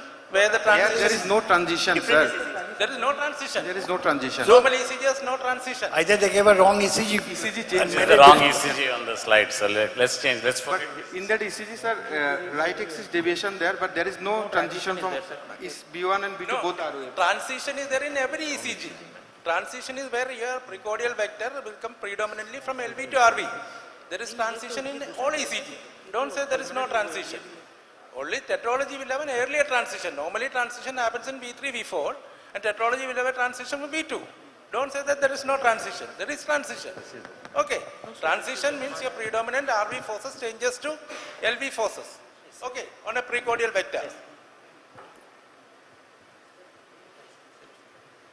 Okay, Srikanth, let us go for the chest X-ray. Chest X-ray. Does the ECG help you with your diagnosis or no? This one is the ECG, sir, which is showing on the screen. No, does it help you with in your confirming your diagnosis or no? So in this particular case, is this ECG corroborating with your provisional diagnosis? That's what Dr. Shukla is asking. See this ECG as RBH. Why not? Can you hear me? Can you hear me? Yes, sir. Yes, sir. No, can we have the X-ray before this? It's interesting. Can we have the X-ray? X-ray. X-ray. Does this look like a tetralogy X-ray? So, like now come to it. We do not know what it is. What do you think it is? What do we find here? Sir, there is a Sir, this is a chest X-ray PA view. Okay. What do we find? So there is a fullness in the pulmonary bay is full, sir. Do you expect it in No, sir. tetralogy? No, sir. So we are in trouble, right? It's not a probably a tetralogy. Then, lungs? Sir, there is No, before that, polygamic is the lung. RA enlarged? Sir? Right atrium, is it enlarged? Right atrium. PA is enlarged, sir. No, what about the right atrium? Right atrium. Right atrium. Right atrium looks. Sir, it's something is there, right aortic. Right atrium enlarged, sir. And what about the ascending aorta? What about the ascending aorta? Size of the ascending aorta, that was Ascending Sir aorta was is asking. small, sir. No, I will rephrase the question. What do you expect in a typical tetralogy X-ray? What do you expect in a typical tetralogy X-ray? In a tetralogy X-ray, sir, we expected. Keep the mic closer to you. It is an enlarged. It's a empty pulmonary bay or prominent pulmonary bay, RV type of apex. No, Don't say it's no, empty please listen to me. There will be oligamic lung field and typical good-shaped heart. See, most important thing is no cardiomegaly. No cardiomegaly. No cardiomegaly, RV type of apex. Okay, empty pulmonary blood, dilated ascending aorta, and pulmonary oligemia. Yes, sir. Okay, and tetralogy is one condition with decreased pulmonary blood flow is the highest instead of right arch. If you find a decreased pulmonary blood flow with the right arch, you can be pretty sure that more likely it's a tetralogy. Yes, okay, so you need to be ready with these answers in your exam. No cardiomegaly. What is the incidence of right aortic arch in tetralogy fellow? Incidence of right aortic arch in tetralogy fellow? Sir, around 20 to 25%, sir. Yes. So is this X-ray consistent with your diagnosis of tetralogy fellow? So I think this particular X-ray is probably not representative of this patient because the actual X-ray looks different. So anyways, those are the main points to be seen in a tetralogy X-ray, which Dr. Baiju was describing to you. Now, so ECG, X-ray, what is your next thing? Because, we have got 10 more minutes to wrap up this session. Sir, next I'd like to do an echocardiography, sir. Sir, it is a... No, don't look at that. Tell me what will you find in the echo. Sir, in the echo, we'll look for the situs, we'll look for the... That's okay. Then go ahead. We'll look for the size and site and any other VSDs present. Very good. We'll look at the RVOT, the degree of stenosis at the infundibular pulmonary artery, pulmonary annulus, at the MPA and branch PA and at the confluence levels. We'll look for the degree of overriding of aorta, and we'll look for I always teach it this way. When you go to the pulmonary arteries, branch pulmonary artery confluence, PDA, yes, sir. MAPCA, and think of the other artery crossing the RVOT, coronary artery. Coronary arteries. Finish it that way. Just go that way and you'll not miss any point. Okay. Can you judge on the echo whether this fellow goes for the intracardiac repair or not?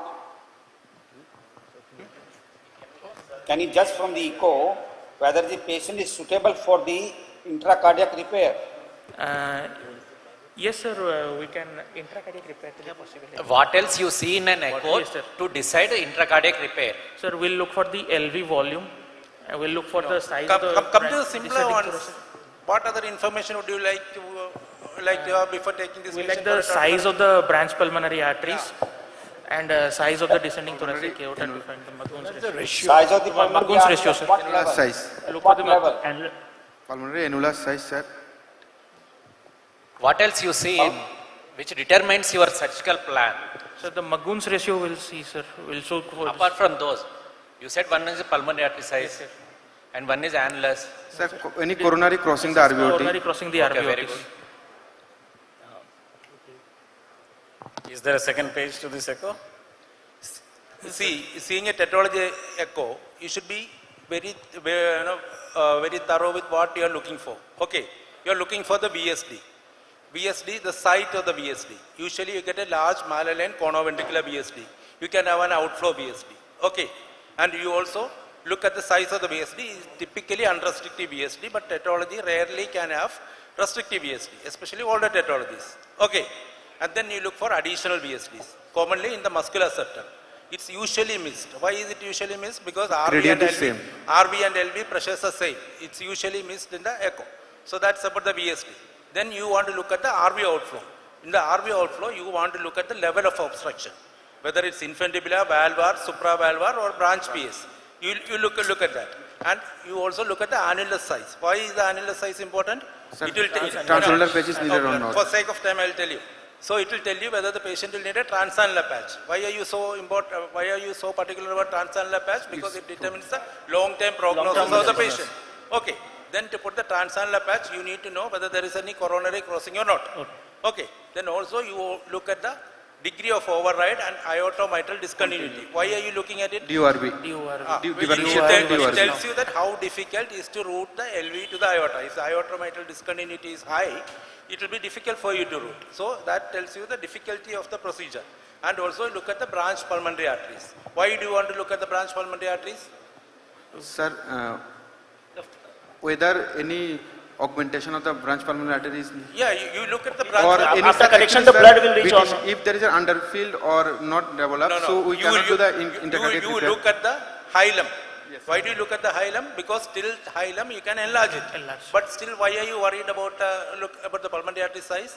See, in a tetralogy, the heart has got I told you there is an unobstructive outlet to the systemic circulation. So that heart won't fail.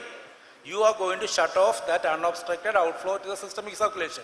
So it is your responsibility to make sure that RV has enough circulation to pump to. If your pulmonary arteries are small, the RV will fail. There will be RV hypertension and RV will fail either early postoperatively or long term.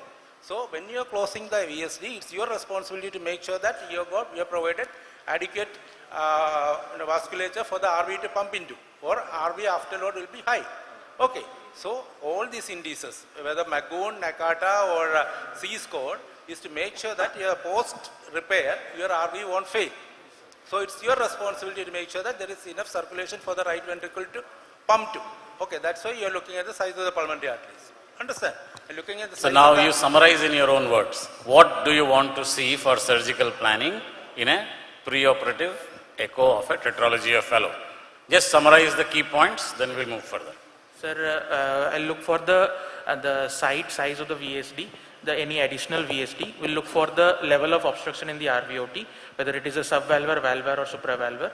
We'll look for the size of the branch PS. We'll look for the PDA. We'll look for any coronaries crossing the RVOT. And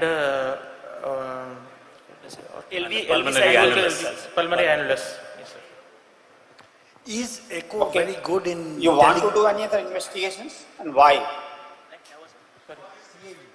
You want to do any other investigation? Do you want to do any other investigation? That is what sir is asking. CT pulmonary angiography, sir. In this particular case? Why? Sir, the X-ray and 2C. What additional information you are going to get from CT? Sir, in this particular case, do you want a CT angiogram? Sir is asking what additional information do you want to get? See, you are operating, you want to see we want to study the full RB body till the as much as extension, like a branch pulmonary artery and the coronary crossing over the RBOT. Any MAPCAS is present or not? Any MAPCAS is present or not to rule out CT by CT? MAPCAS, yes. What else? See, I will simplify the question. What all things which not picked up by coronary crossing, chronic. Aortic, whether it is right or left, sir. It will make the aortic arch, right aortic arch or left aortic arch. How does it matter? Does it make a difference? Coronary crossing the RVOT, sir. Not in ICR, but yes, in BT. Coronaries, yes. Coronaries, crossing the RVOT. The distal pulmonary vascular bed and the MAPCAS. Okay? See, the thing which is not picked up by echo. Did you hear what Dr. Balramaran said? Yes, sir. So distal pulmonary vasculature and presence of major aortic pulmonary collateral. What is a MAPCA? Sir, it's a major aortopulmonary collateral which when do we classify as that major pulmonary? Collaterals can be of various types. When do we say it is a MAPCA as in a major aorta? It's developed from the descending thoracic aorta. When there is a, sir, and supply the most of the part of the lung, sir. Sir, there will be... Is it? No. Size, there has depends to be on size, specific, more than 3 to 5 mm, and there is a significant pressure in that. How will you know the pressures? You don't know the pressures there. Size is okay, 3 millimeters. Number of the MAPCAS? Sir, size and origin. You know bronchopulmonary segments? Yes, sir. You know Yes, sir. bronchopulmonary segments? Yes, sir. So if it supplies more than 2 or more bronchopulmonary segments, it would qualify to be called as a. So can you know about MAPCAs from your echo? No, sir. No, sir. So for that you either need a cath or you need a CT. No, one thing I'll tell you, to know whether you have a major MAPCA or not, you can know by the return in the pulmonary veins. If you have a major MAPCA, the venous return will be very high and the LV size will be good. So in the ECG, if you see Q waves, you know you've got a good ventricle. Yes. That's the addition of. Okay, so we are almost like at the end of our time. So quickly Can summarize we now, go what for is your surgery? next step? Surgical steps. Surgical steps. Surgical steps. What surgery and surgical steps? That's what Dr. Arvind. We are going for intracardiac repair. So what are the surgical steps? Your sternotomy is done. Sternotomy is done. Sir, What are the sternotomy surgical done. Sir, sternotomy done, pericardium, midline sternotomy done, thymus dissected, innominate vein identified, pericardium open, and will inspect the pericardium. Will you How will you open the pericardium? after harvesting the pericardium, sir? On the right side, on the Left side. I will the go right side. as much as possible the One right of you side. stand up, volunteer and go step by step. Yes. Sir, One of you stand up and speak slowly, step by step. Sir, midline sternotomy done, thymus dissected, innominate vein identified, pericardium harvested, and pericardium open. How you are going to harvest the pericardium? Sir, for the VSD closure, may you use the pericardium, sir, that's why. Sir. Now, will you harvest and do the this thing, treat it, or you will not treat it? Will you harvest the pericardium straight away and then treat it with the glutaraldehyde, or you will not treat now? You will just reflect the pericardial flap.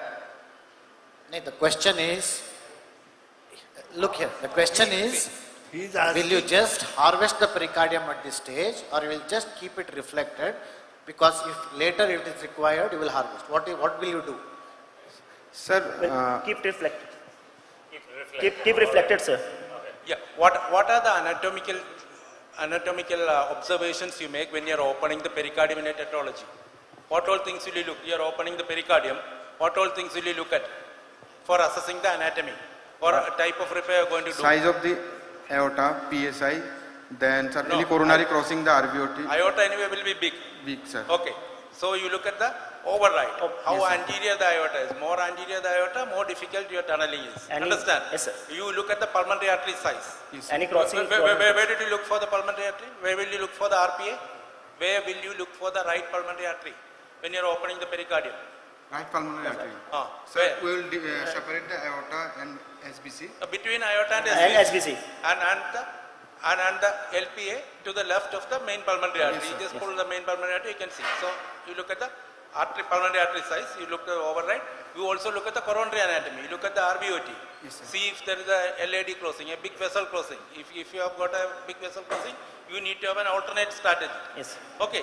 Make sure that this patient is for a total correction and then only harvest the patch. Understand? Yes, sir. Okay. That's what sir was asking.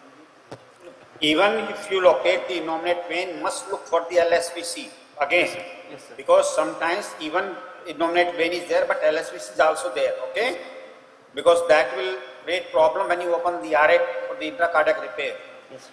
Always look for the LSVC. Always even look if there for is the innominate LSVC, vein. even if you have an innominate vein, that does not preclude that you will not see. Yes. Okay, all right then. What is the Just reverse? go- What is the reverse? There is no innominate vein, no LSVC. Usually seen with tetralogy. Sunset, you can have an LSVC with an innominate vein. Yes. Now you look that there is no innominate vein and you look for an LSVC, there is no LSVC. This condition is usually associated with tetralogy. What is that? Where is innominate So- vein? Where is the innominate vein? There is no innominate vein that you can see. There is no LSVC you can see. Where it has gone. Where is it? It's not a trick question. It may run the retro-aortic course, okay? You know of an entity called retroaortic innominate vein? Behind the heart. It's behind No, listen to him. He is telling the answer. Listen to him. Sir is saying, Retroaortic innominate Red- vein. red- The course is behind the deep down, sir. It will go behind the aorta. So Okay, now more quickly summarize the steps of the operation. Just a minute. What will be the surgical importance if it is running in the retro-aortic course, innominate vein? What is the surgical importance of it? Retro-aortic, what precautions will you take? What is the surgical importance of while it? clamping the aorta, aortic cross clamp? No. When you are advancing the SVC cannula into the SVC, okay, you should see that you do not obstruct the flow of the innominate vein into the SVC. Yes, So sir. your SVC cannula should not obstruct the innominate inflow when you are cannulating it. Yes.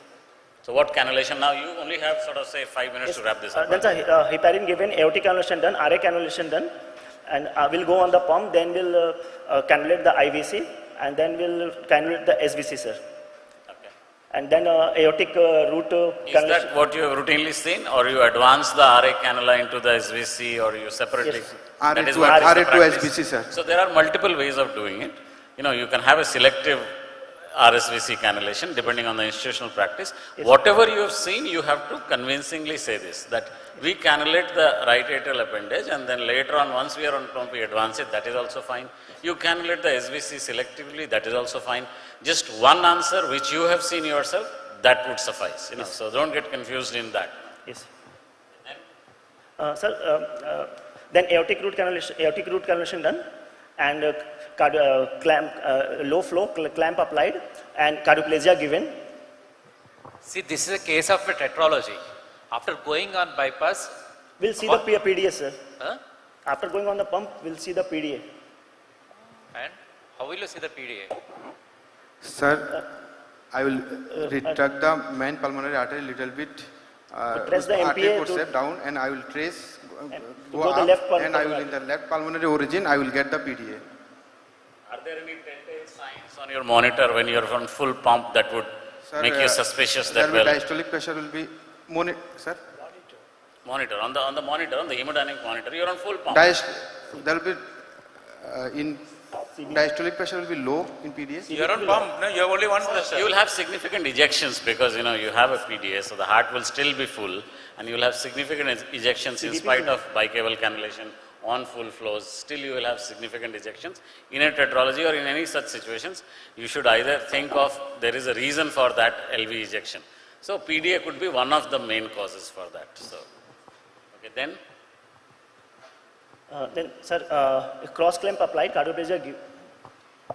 See, before applying the cross clamp, in a case of a tetralogy, there are some things you have to do. One is identification of PDA. Next, what is the main objective of your surgery? When you dissect the PA and the aorta, you will put some marking sutures, you will put some stay sutures on the. Would you do that, or would you straight away clamp? no, venting will do some. The PFO will do the ventings. The pulmonary artery is talking about. We'll separate the aorta and pulmonary artery.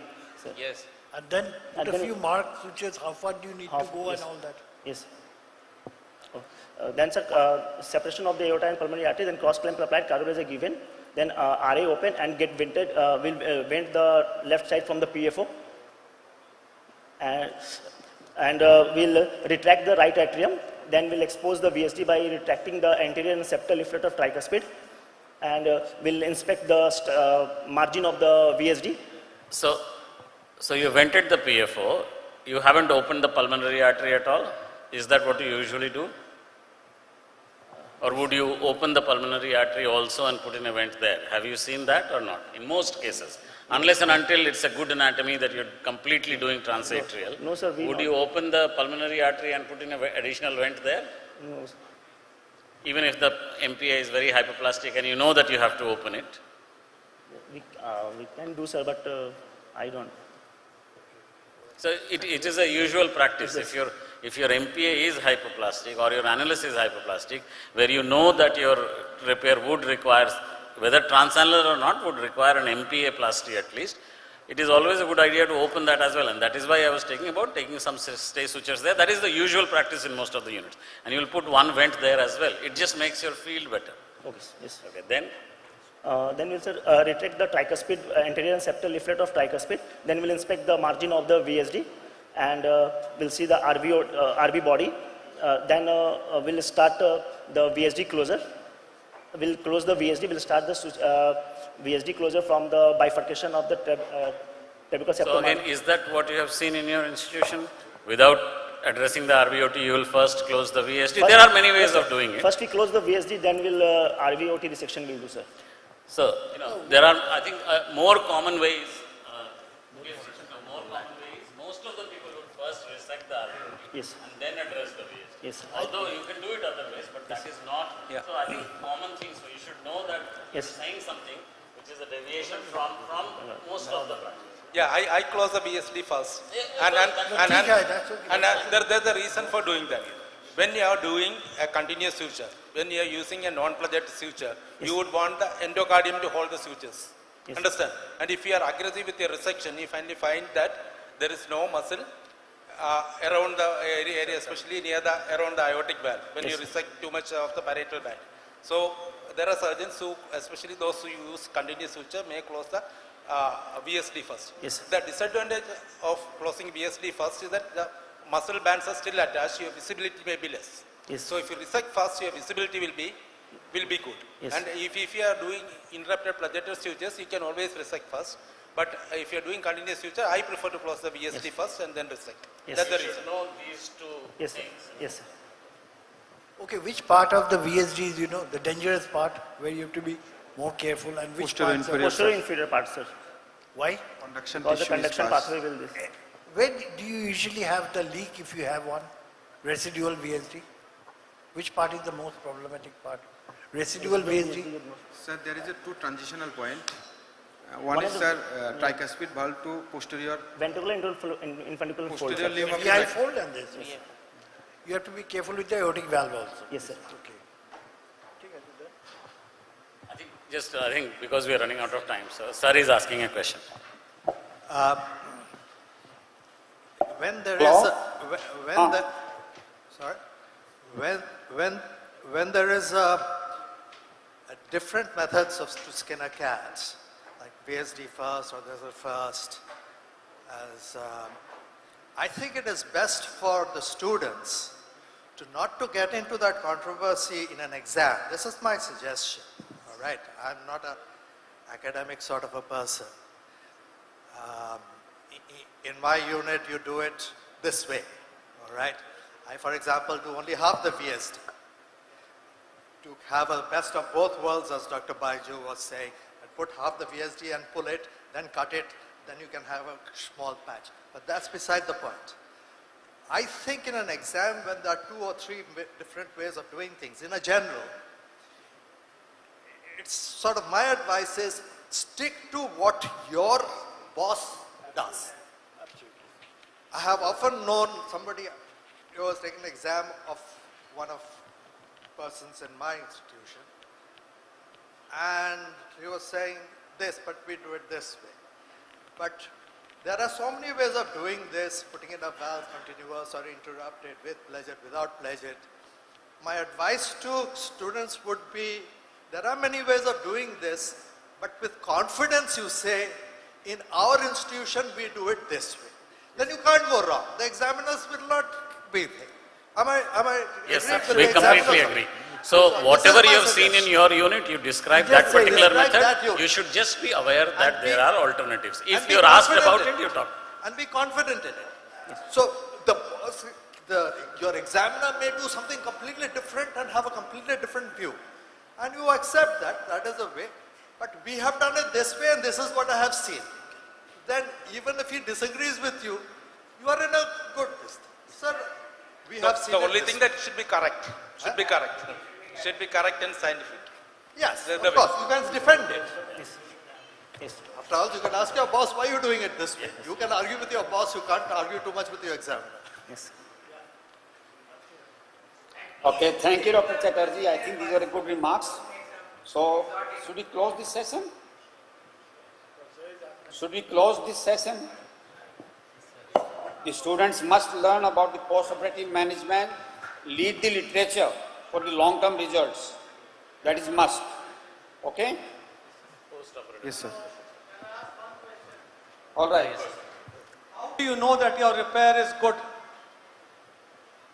You have done an excellent repair. By TE, we can see that whether any residual VSD or not, and we see the gradient, we can How do you know? You don't have TE we everywhere. can know the gradient across the RVOT by body and infundibulum.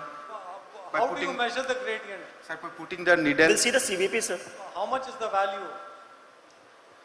Up to 20 is acceptable. You should appear for the exam. Belu sir, RBLV ratio should be 0.85. The RVLV ratio should be 0.7, sir, 0.7. 0.85 can be acceptable. So now quickly summarize, what is a good tetralogy repair that you are happy with? Patient is in sinus rhythm. Go on. I'm just giving you the first sentence. You finished your operation. We didn't touch upon the various ways of RVOT reconstruction because we don't have time. But that is another discussion which may come if you have time. So Yes, all sir. of you should know how do you reconstruct the RVOT. There are multiple ways of doing it. Whether you put a valve, whether you don't put a valve, when you do a transannular, what are the various ways of doing valve preserving tetralogies? What is the advantage of doing valve preserving tetralogy repair? How much does it affect your long-term impact? What is the average duration that a patient with a transannular patch would come back to you with symptoms which will necessitate investigations for a valve in the RVOT? Those are another discussions. Now just summarize one of you as to you have finished your repair and you have done your transesophageal echo or your epicardial echo, whatever is your practice. Again, that can be your institutional preference, that you are happy with your repair. What would be a good tetralogy repair, like, which makes you satisfied? So patient will be sinus rhythm, saturation will be improved. No. Sinus rhythm. What is acceptable? What is an acceptable tetralogy repair in your opinion? One, Dr. Deva has already told sinus rhythm. Second? And after operability, sir, we'll take a RVLV No ratio should be residual VSDs Yes. or No residual VSD. VSD. If it's a small shunt, should be less than 3 millimeter. Okay. Yes, sir. And RVOT velocity should be less than 3 meter per second. Okay, we can accept a little higher RVOT velocity in the early postoperative period because they are on inotropes. Patient is hypercontractile and hypovolemic. Yes, Even if it's at 3 meter per second, you expect it to come down next day morning when the volume status improves and the hyperdynamicity comes down. Okay. And another thing Dr. Balram Aryan was saying was that you have to know about basic post-operative management of tetralogy. That's a whole new thing. But if the examiners have luxury of time, they would definitely go into, because there are many things in post-op management. And all of you should be aware of long-term results of various approaches. Yes. What are the different approaches? RV approach, RVPA approaches, and RV longitudinal, RV transverse incision. RAPA approach, one RA approach, RB approach, and RA approach, RVPA approach, RV approach, PA approach. Only PA approach. So, Only transpulmonary repair of tetralogy. when there will be subpulmonic VSD, we can go. No, even if it is not subpulmonary VSD, who described it? Transpulmonary repair of tetralogy fellow. Who described it? Who described it? Heart space. Who described it? Transpulmonary repair of tetralogy fellow, not transatrial. Transpulmonary tetralogy repair, who described it and from which institution? You described. Pardon? Everything you say, Houston, is not correct. It was the surgeon from Thailand. From Thailand. Pant piece. Sacropant Pantropies from Thailand. Okay, for the interest of time, I think we should wind up this session, isn't it? Thank you. I think you did. So you get the entire concept as to what are the various points that you need to know and how your answers will dictate the next question. So be very careful when you answer. Take a moment. Don't commit to something so that your next question is dependent on your previous answer for all examiner things. But you guys did well. I think we'll shift your tetralogy to the ICU and hope for the best. So over to the next session. Thank you, sir. One last question to all of you. Do you people think that congenital heart disease is complex? How many of you think that congenital heart disease is complex? That is, it's very simple. Our blood is always following the fluid hemodynamics. What you need to understand is a few basic concepts and concepts of physiology and embryology. Once you understand that, it is very simple. It's just like water flowing through the pipe. and you correct the water flow. Okay, like a plumber. One last thing. Sir. You thank. Sir has gone. Can we have Dr. Balram back? Can you have Balram sir back onto this thing? Please. Sir. From Durgapur, we all would like to thank Balram sir, because whatever I am is because of Balram sir, and all of you should go through the Sadasivan oration given by sir regarding transatrial repair. This is the only authentic paper, you won't get it in the textbooks. So you go and search, it was there in the IACTS, and read that Sadasivan oration. Okay, it is regarding the transatrial repair. And we all thank you, sir. Thank you, Rajshekhar. Thank you. Thank you, all of you.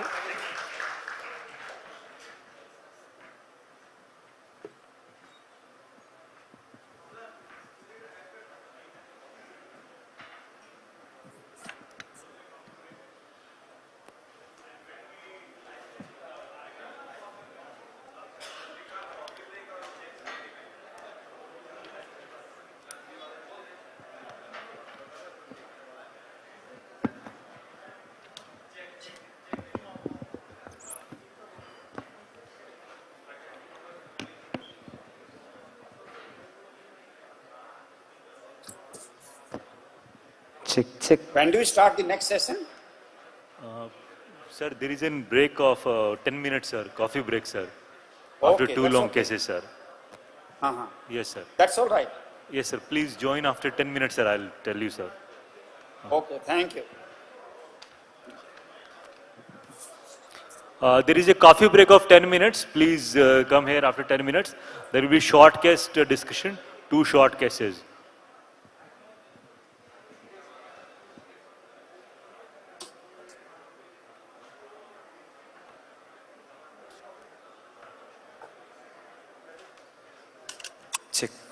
Check, hello, check. Check, hello, check. 1, hello, check. So mic.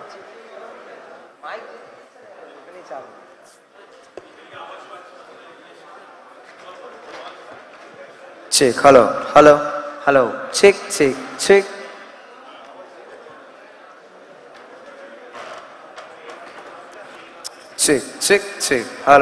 hello, check, hello.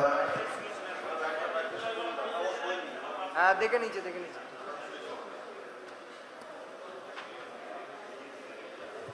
hello, check, hello, check. Check,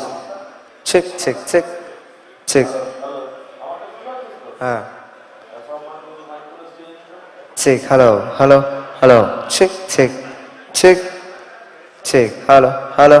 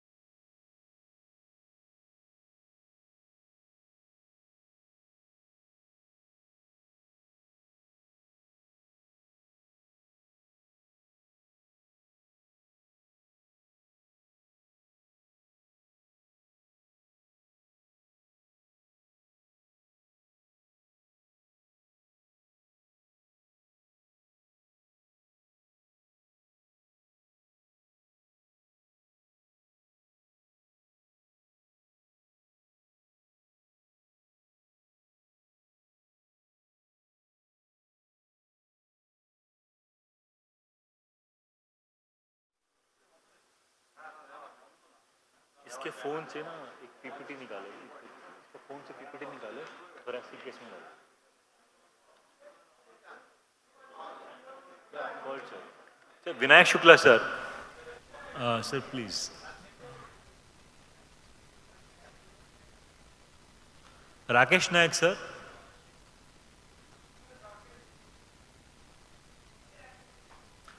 Presenters, please, you come. Please call your friends and other residents.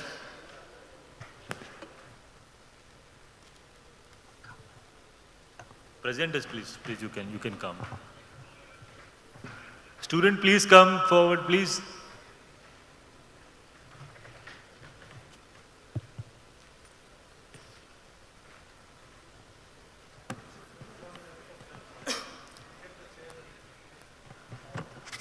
In this short case session, we already discussed in detail other parts of the valve.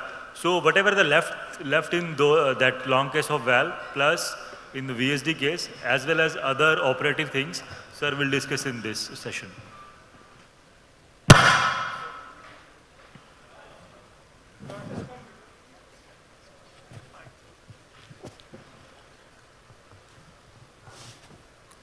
Shall I start, sir? A 29-year male patient, farmer by occupation, with history of presenting complaints, breathlessness since 5 years, palpitations since 3 years. He was apparently all right 5 years back and has complaints of breathlessness on exertion, insidious in onset, gradually progressive in nature. Initially, breathlessness was started on walking for around 1.5 kilometers with 4 flights of stairs. Later on, it was progressed to 2 flights of stairs and 1 kilometer. It is not associated with any cough with expectoration or seasonal variation. So we'll directly go to the bank. I don't know, I can't.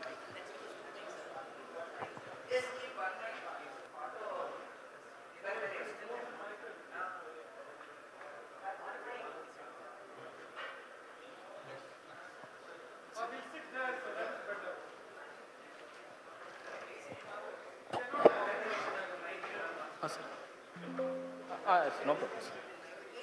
We will just coordinate because we are not able to hear clearly. Okay, sir. Okay. Are you able to hear us? Yes, sir.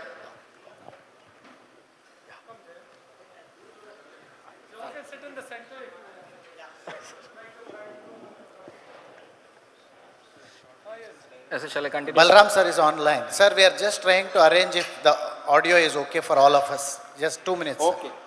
Okay. It is a 29-year male farmer by occupation with breathlessness since 5 years, palpitation since 3 years. Listen, doctor. Listen, doctor. Before you start, these are short cases. Okay? These are short cases. So tell us your this is your clinical diagnosis. Then you justify your diagnosis with the help of the symptoms as well as the examination findings. Yes. Okay? Yes. You will give us your diagnosis of the case. Tell us your relevant clinical findings. Okay? And the symptomatology to justify your diagnosis.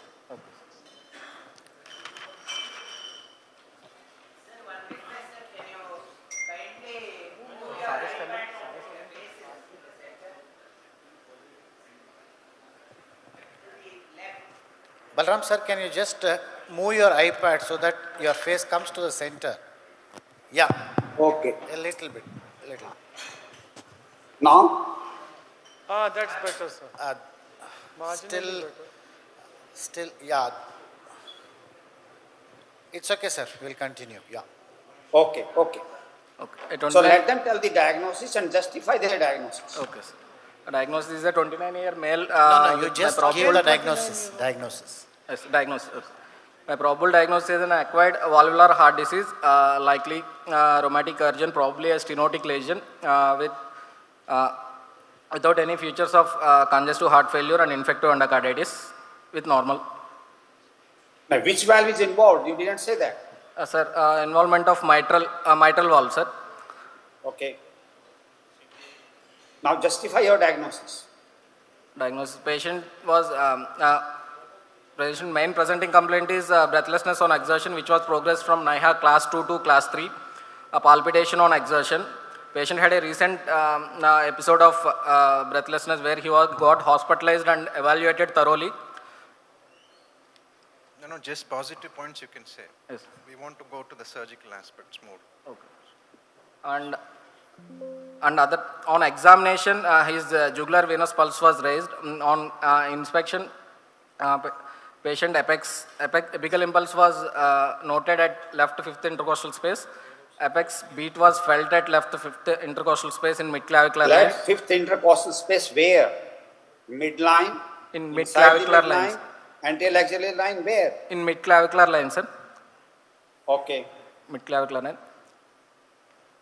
My auscultatory findings are loud S1, S2 is soft with opening snap with grade 3/4 low pitched rough rumbling, mid-diastolic murmur heard at the apex, best heard at the left lateral decubitous position.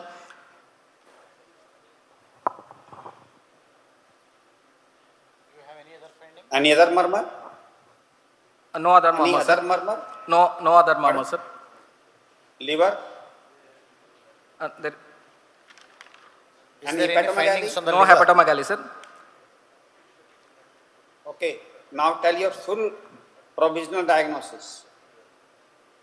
It is an acquired valvular heart disease, likely acquired valvular heart disease, possibly of a stenotic lesion without any features of congestive cardiac failure and infective endocarditis. You will say rheumatic heart disease, mitral stenosis, yes, sir. No cardiac failure, okay? Yes, sir. No cardiac failure, no other valvular involvement. Class, which class? 1, 2, 3, 4? Class. NYHA class. NYHA class 3, sir. NYHA class 3, no history of infective endocarditis. Yes, sir. Okay? Yes, sir. Right. So Now, supportive investigations? Sir, he said mitral stenosis, mild, moderate, severe. He didn't substantiate in his clinical. Okay. Yes. Is it mild, moderate, severe, and why? It is moderate. It is severe mitral How do you stenosis. grade the mitral stenosis clinically? Clinically, NIHA classification of based on NIHA classification class 3. In your clinical findings. How do you say whether mitral stenosis is mild, moderate, severe on the basis of your clinical findings? Based on your clinical findings, how do you say it is mild, moderate, severe? What are the parameters? Which finding will tell you these things? One is dyspnea, sir. Clinical Dyspnea. findings, examination findings. Auscultatory findings of loud S1. Loud S1 will tell you the pliability of the valve, Yes, sir. not the severity of the lesion. Okay. Then Sir, auscultation, we have to see mid-diastolic murmur and we have to see thrill. No, mid-diastolic murmur will be there in mild, moderate, severe. With mid-diastolic murmur with what? With Systolic accentuation. Pre-systolic accentuation. Before that, your P2 will be loud. Okay? Yes, sir. Saying that patient got pulmonary arterial hypertension. Mid-diastolic rumble with pre-systolic accentuation. Pre-systolic accentuation you will not get if the patient is in atrial fibrillation. What is the critical examination finding to say that this is severe mitral stenosis? Among all these findings, which finding suggests that this is a severe MS? Anyone from the floor? Anybody from the floor?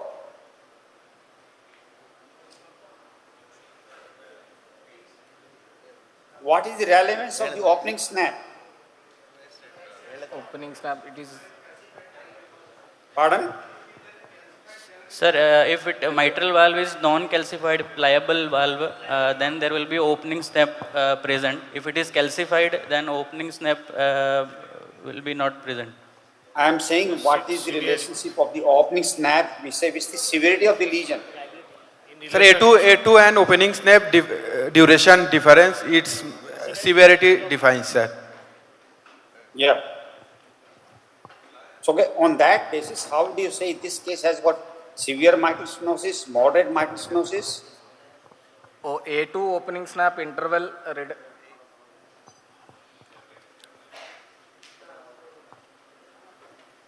Okay, that is the critical finding there.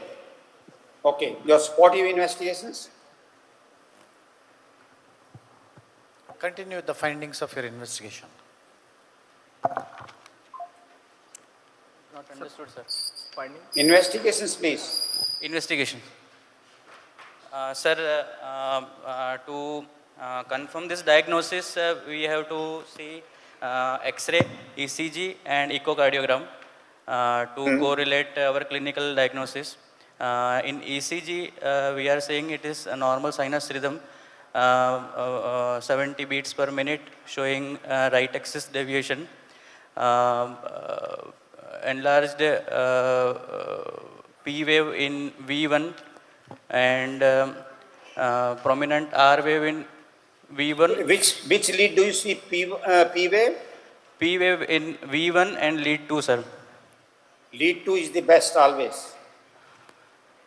Yes, sir. Then? Then prominent R wave in V1 and prominent deep S wave in V4, V5. What does it indicate? RVH. Sorry, sir? What does it indicate? RVH, sir, right ventricular hypertrophy. Okay. What else on the ECG? Sinus rhythm. Any signs of the left atrial overload? No, sir. Dr. Shukla, I can't see the ECG on my iPad. Can you see the? Can you make sure that sir can see the ECG? How can you show the ECG? It is very small. No, but you discuss the ECG, Dr. Shukla. Yeah, I wish I could understand, sir. Yeah. They got me confused. Yeah, you said right axis Yeah, deviation. now I can Where see. is the right axis So, deviation? is there any evidence of left atrial overload? Sir, lead 1 and lead 1 And in a valve case, why do you want to talk about an axis deviation? just You get more confused. You confuse me also. Okay. See the Straightforward. lead simple. V1. See the lead V1. Do you see the biphasic P wave? No, sir. Yes, yes. Yes, it is there. Yes, sir. Yes, yes. Negative? P1, P wave. Negative component is there. Yes, sir. It is there, sir. So there is left atrial overload, right? Is it more than one? Is the negative terminal deflection more than 1 millimeter? Yes, sir. What is the second complex? It is there, sir. Okay. So you have got left atrial overload. You have got RVH. Okay. P pulmonale is there. So these are all sporty of your diagnosis. Okay. Yes, sir. Chest X-ray. Yes. One more tell thing us. in the ECG, is there any LVH? LVH is not there. So if there was LVH, then what would it mean to you? If it is LVH, then maybe there can chance of regurgitant. Yeah, the aortic valve is at fault or mitral valve has got a regurgitant complex.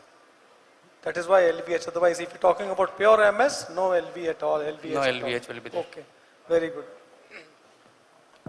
It is chest X-ray, posterior anterior view, well exposed, non-rotated film, showing centralized trachea.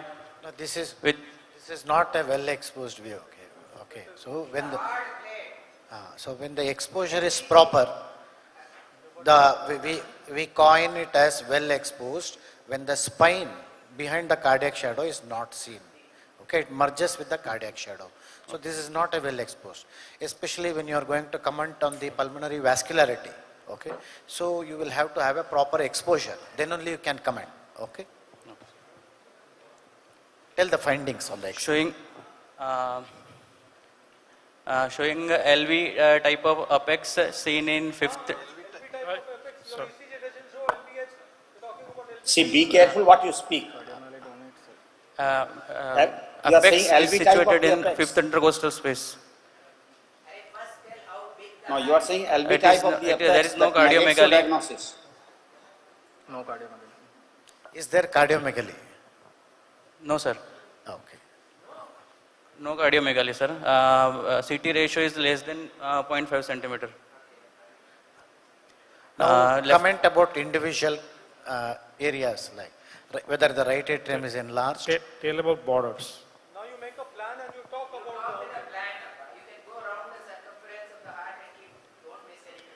the Left heart border is showing straightening.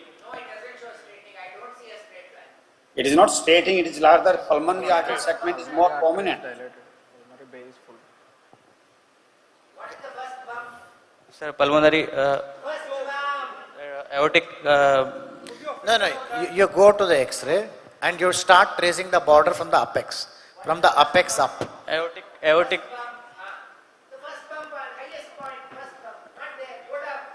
This one. That it is aortic knuckle. It's not that much prominent, sir. Then Do you expect means it there to is be no prominent? other aortic regurgitant feature or anything. Then it is showing pulmonary venous hypertension and left atrial. Hey, where is pulmonary venous hypertension? Left That is the atrial appendage is dilated. That doesn't mean it is pulmonary venous hypertension. That shows pulmonary venous flow is more. Left atrium is enlarged. No, that is the That is pulmonary artery. And the one which you are showing, that is pulmonary arterial segment. Yes, sir. Pulmonary arterial only. So aorta, PA, LA, LV, like that is the border, no? So aorta you finished. The next is the pulmonary artery. It is full, it is bulged. Next.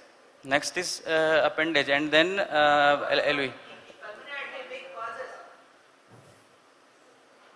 It is bulging out like that. Means there is pulmonary artery hypertension. Right.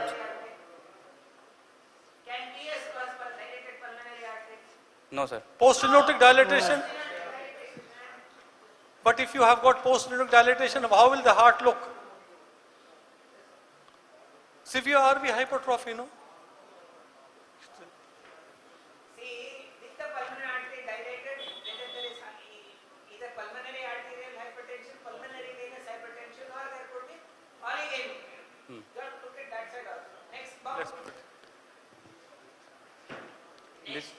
This will.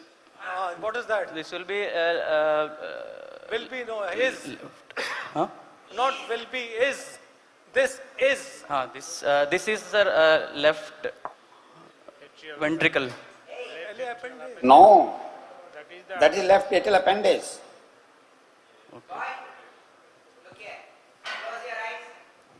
Close your eyes.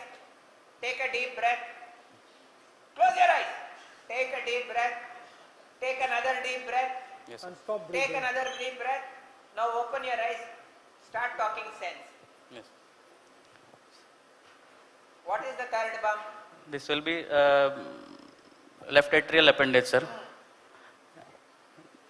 Then it will be. If it is big, Means it is suggestive of left atrial enlargement. Can be mitral stenosis, mitral regurgitation. Okay, come to the right heart border. Right heart border. Right heart border. RA is dilated, sir. There is prominent right hilar shadow and above. Can you see any left atrial enlargement? Sir, actually I cannot appreciate shadow in shadow appearance. come back here. One See step from a back, distance. One step back, one step back. One more step back. Close your eyes. Close your eyes. Take a deep breath. Take another deep breath. Take another deep breath. Yes. Open your eyes. See. He'll stop breathing. Can Now- you see the LA? See, there is left atrial enlargement there. Okay. You see the LA appendage? Yes, sir. Go near medially and show me a proof of LA dilatation. No, LA appendage. Now go medial, up. Put your hands up. Go up. A little bit to the right. Right, up. Now look at that area and tell me it's LA dilatation. ऊपर नीचे आगे पीछे up and down, round and round. What is the that carinal structure? angle widened? Yes, sir. It is widened. What is there? Just now follow the bronchus, right bronchus. LA. Follow the right bronchus. No, lower border of right bronchus, darling. This one. Lower border of right bronchus. The inferior border. Sir, please relieve us of This one. Mukti there. Follow it. If you see the carina, this is here, carina. See, if you go to a distance, you can see from here it is very difficult for him. The carina will be like this, so you have to follow the LA. The carina is splayed. This is the second border. The LA appendage is there and increased central density. That's what 4 features they are asking for. Splaying of carina, LA appendage here, this hard border here, and the increased central density are the 4 features of LA enlargement. Okay, sir. If you don't answer anything, if you answer this much, at least it will be good. Okay, so he cannot see from there. He's very yeah, Okay. What else will you see on the chest X-ray? Can you see now? What else on the chest X-ray? Sorry, sir, we didn't get it. No, what else? No. on the What chest? else he will look for in the chest X-ray? Sir, right side hilar. No. That is over. What else? Sir, What bilateral will you see? CP angle is little bit blunted. Okay. What else? Significant thing which you should see on the chest X-ray. You want to look for any mitral valve calcification? Calcification. Calcification of mitral valve. You should say yes or no, whether it is there or not. Not there, And sir. where will you look for? Where will you look for? Sir, Where is mitral valve? Mitral valve, actually we have to draw one straight line from the cardiophrenic angle to the left atrial, means left side hilar. Pulmonary artery. Yes, below that thing, pulmonary, this mitral valve will be there. So this is the ventricular mass, isn't it? The second bump that you took is actually the appendage. So the appendage marks the first point because that is lies in the atrioventricular groove. Here it is the right atrium and the right ventricle starts here. So this should be the second point for the differentiation between atrial and ventricular mass. So that's why we draw a line to separate the atrial mass and separate the ventricular mass. The mitral valve should be along this line separating the atrial and ventricular mass, isn't it? So this line is the line along which you will search towards the left side near the LA appendage. So that marks the mitral valve calcification. Jayant, also tell him about the aortic valve at the same time. So if this is the place where the mitral valve calcifications are, a little higher, okay, where the aorta starts, okay, it is at a higher position, okay, above this line. It should not be in this line. It should be above this line. That is, marks the aortic calcification, okay. And regarding the structures in the lung fields, do you know any structure which is visible on X-ray in the lung fields, chest fields? So there is nothing to remember. It is only the pulmonary artery that you will always see in the lung fields. There is no other structure seen normally. So any structure, what is this structure? No. What is the structure seen in the lung fields? He just told you no. So that's all. There is only one structure. Pulmonary arteries are seen in the lung fields. So any cardiac shadow in the lung fields is a pulmonary artery. So what is this structure? That's all. So pulmonary arteries are prominent in this case? Yes. Why do you think so? There is only one way. Either it is congested or it is because if the pressure is more. So in this particular case, with the PA enlarged, prominent hilar vessels and the end-on views of the pulmonary artery, it suggests that there is pulmonary hypertension. Okay? Can you see something there other than that in the lab? It's a hard plate, but can you see something round? Right side, left side, left side. No, you go look for them. You will see circles. This one, sir. What should it be? What is the structure? You see in the lung fields? It's the end-on view. Can you see here? Go back. What is that? You normally see it. He said that only pulmonary arteries are seen, but now you are seeing something there. In the center, what? In the center of what he showed, what is there? There is a lucent area and something around it. Lucent means what? Lucent in an X-ray means Black. what? Air. Air. And air around that there is something which is seen. So a shadow appears. So this is abnormal. It is called peribronchial Okay. prominence. है ना? Okay. So See his face. They are very blank. You know your face, I presume you see it in the mirror. What is there in him that is there in there which is not there in you? He has something on his face So he doesn't which you can see there, but it's upside down. Okay, shall we see the echo now? Yeah. Sir, 1 second, sir. Just 1 second. Can you see a reverse mustache? It's a hard plate, but can you see this? Yes. Can you see his mooch, man? Yes, sir. Like this. Instead it's like that.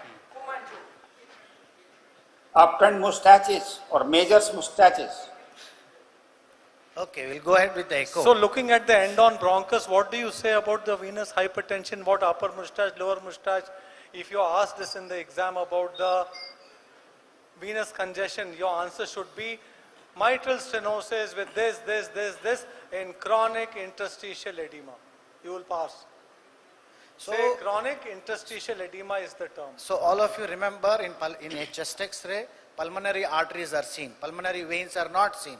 The manifestation of pulmonary venous congestion is all what they are saying. Inverted mustache and peribronchial coughing, all those things are curly AB lines. Those things are manifestations.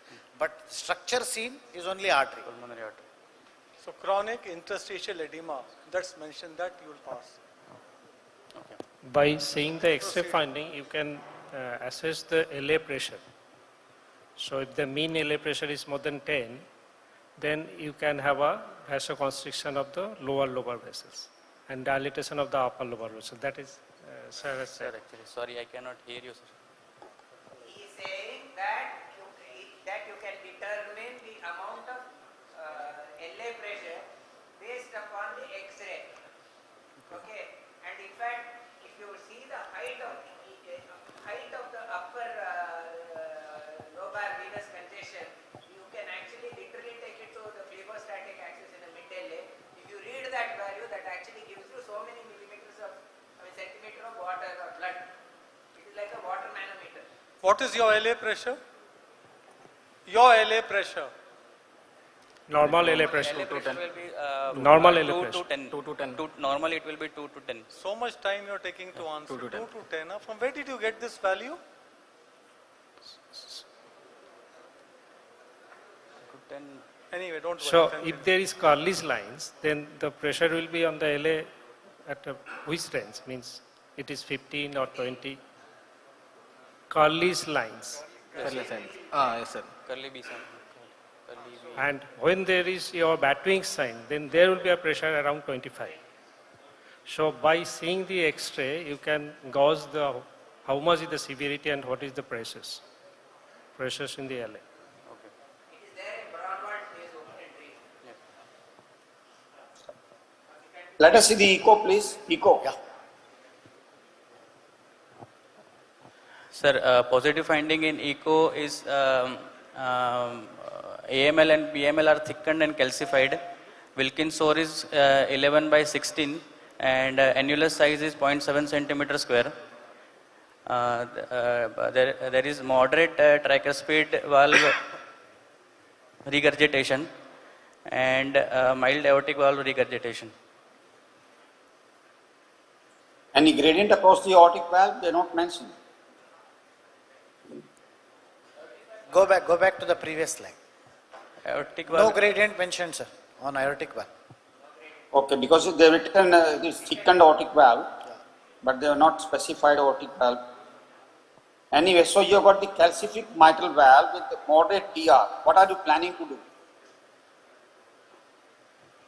What is your plan? Sir, mitral valve replacement. If annulus, tricuspid annulus size is more than 4 centimeter, then with MVR we have to do tricuspid valve repair. It is not only the annulus, you have to see how severe is the tricuspidal regurgitation. Okay? And why you want to replace the valve? Is there any other way to conserve the valve? Can we save the valve? Save. What are the other options? We can do open mitral valvotomy, sir. Open. You think that the cardiologists they can do the PTMC? No, sir, because valve is calcified. So how will you do the OMC? How will you do the OMC in this case?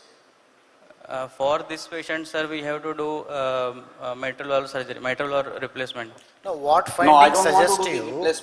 What findings suggest you that you can't do OMC, but you have to replace?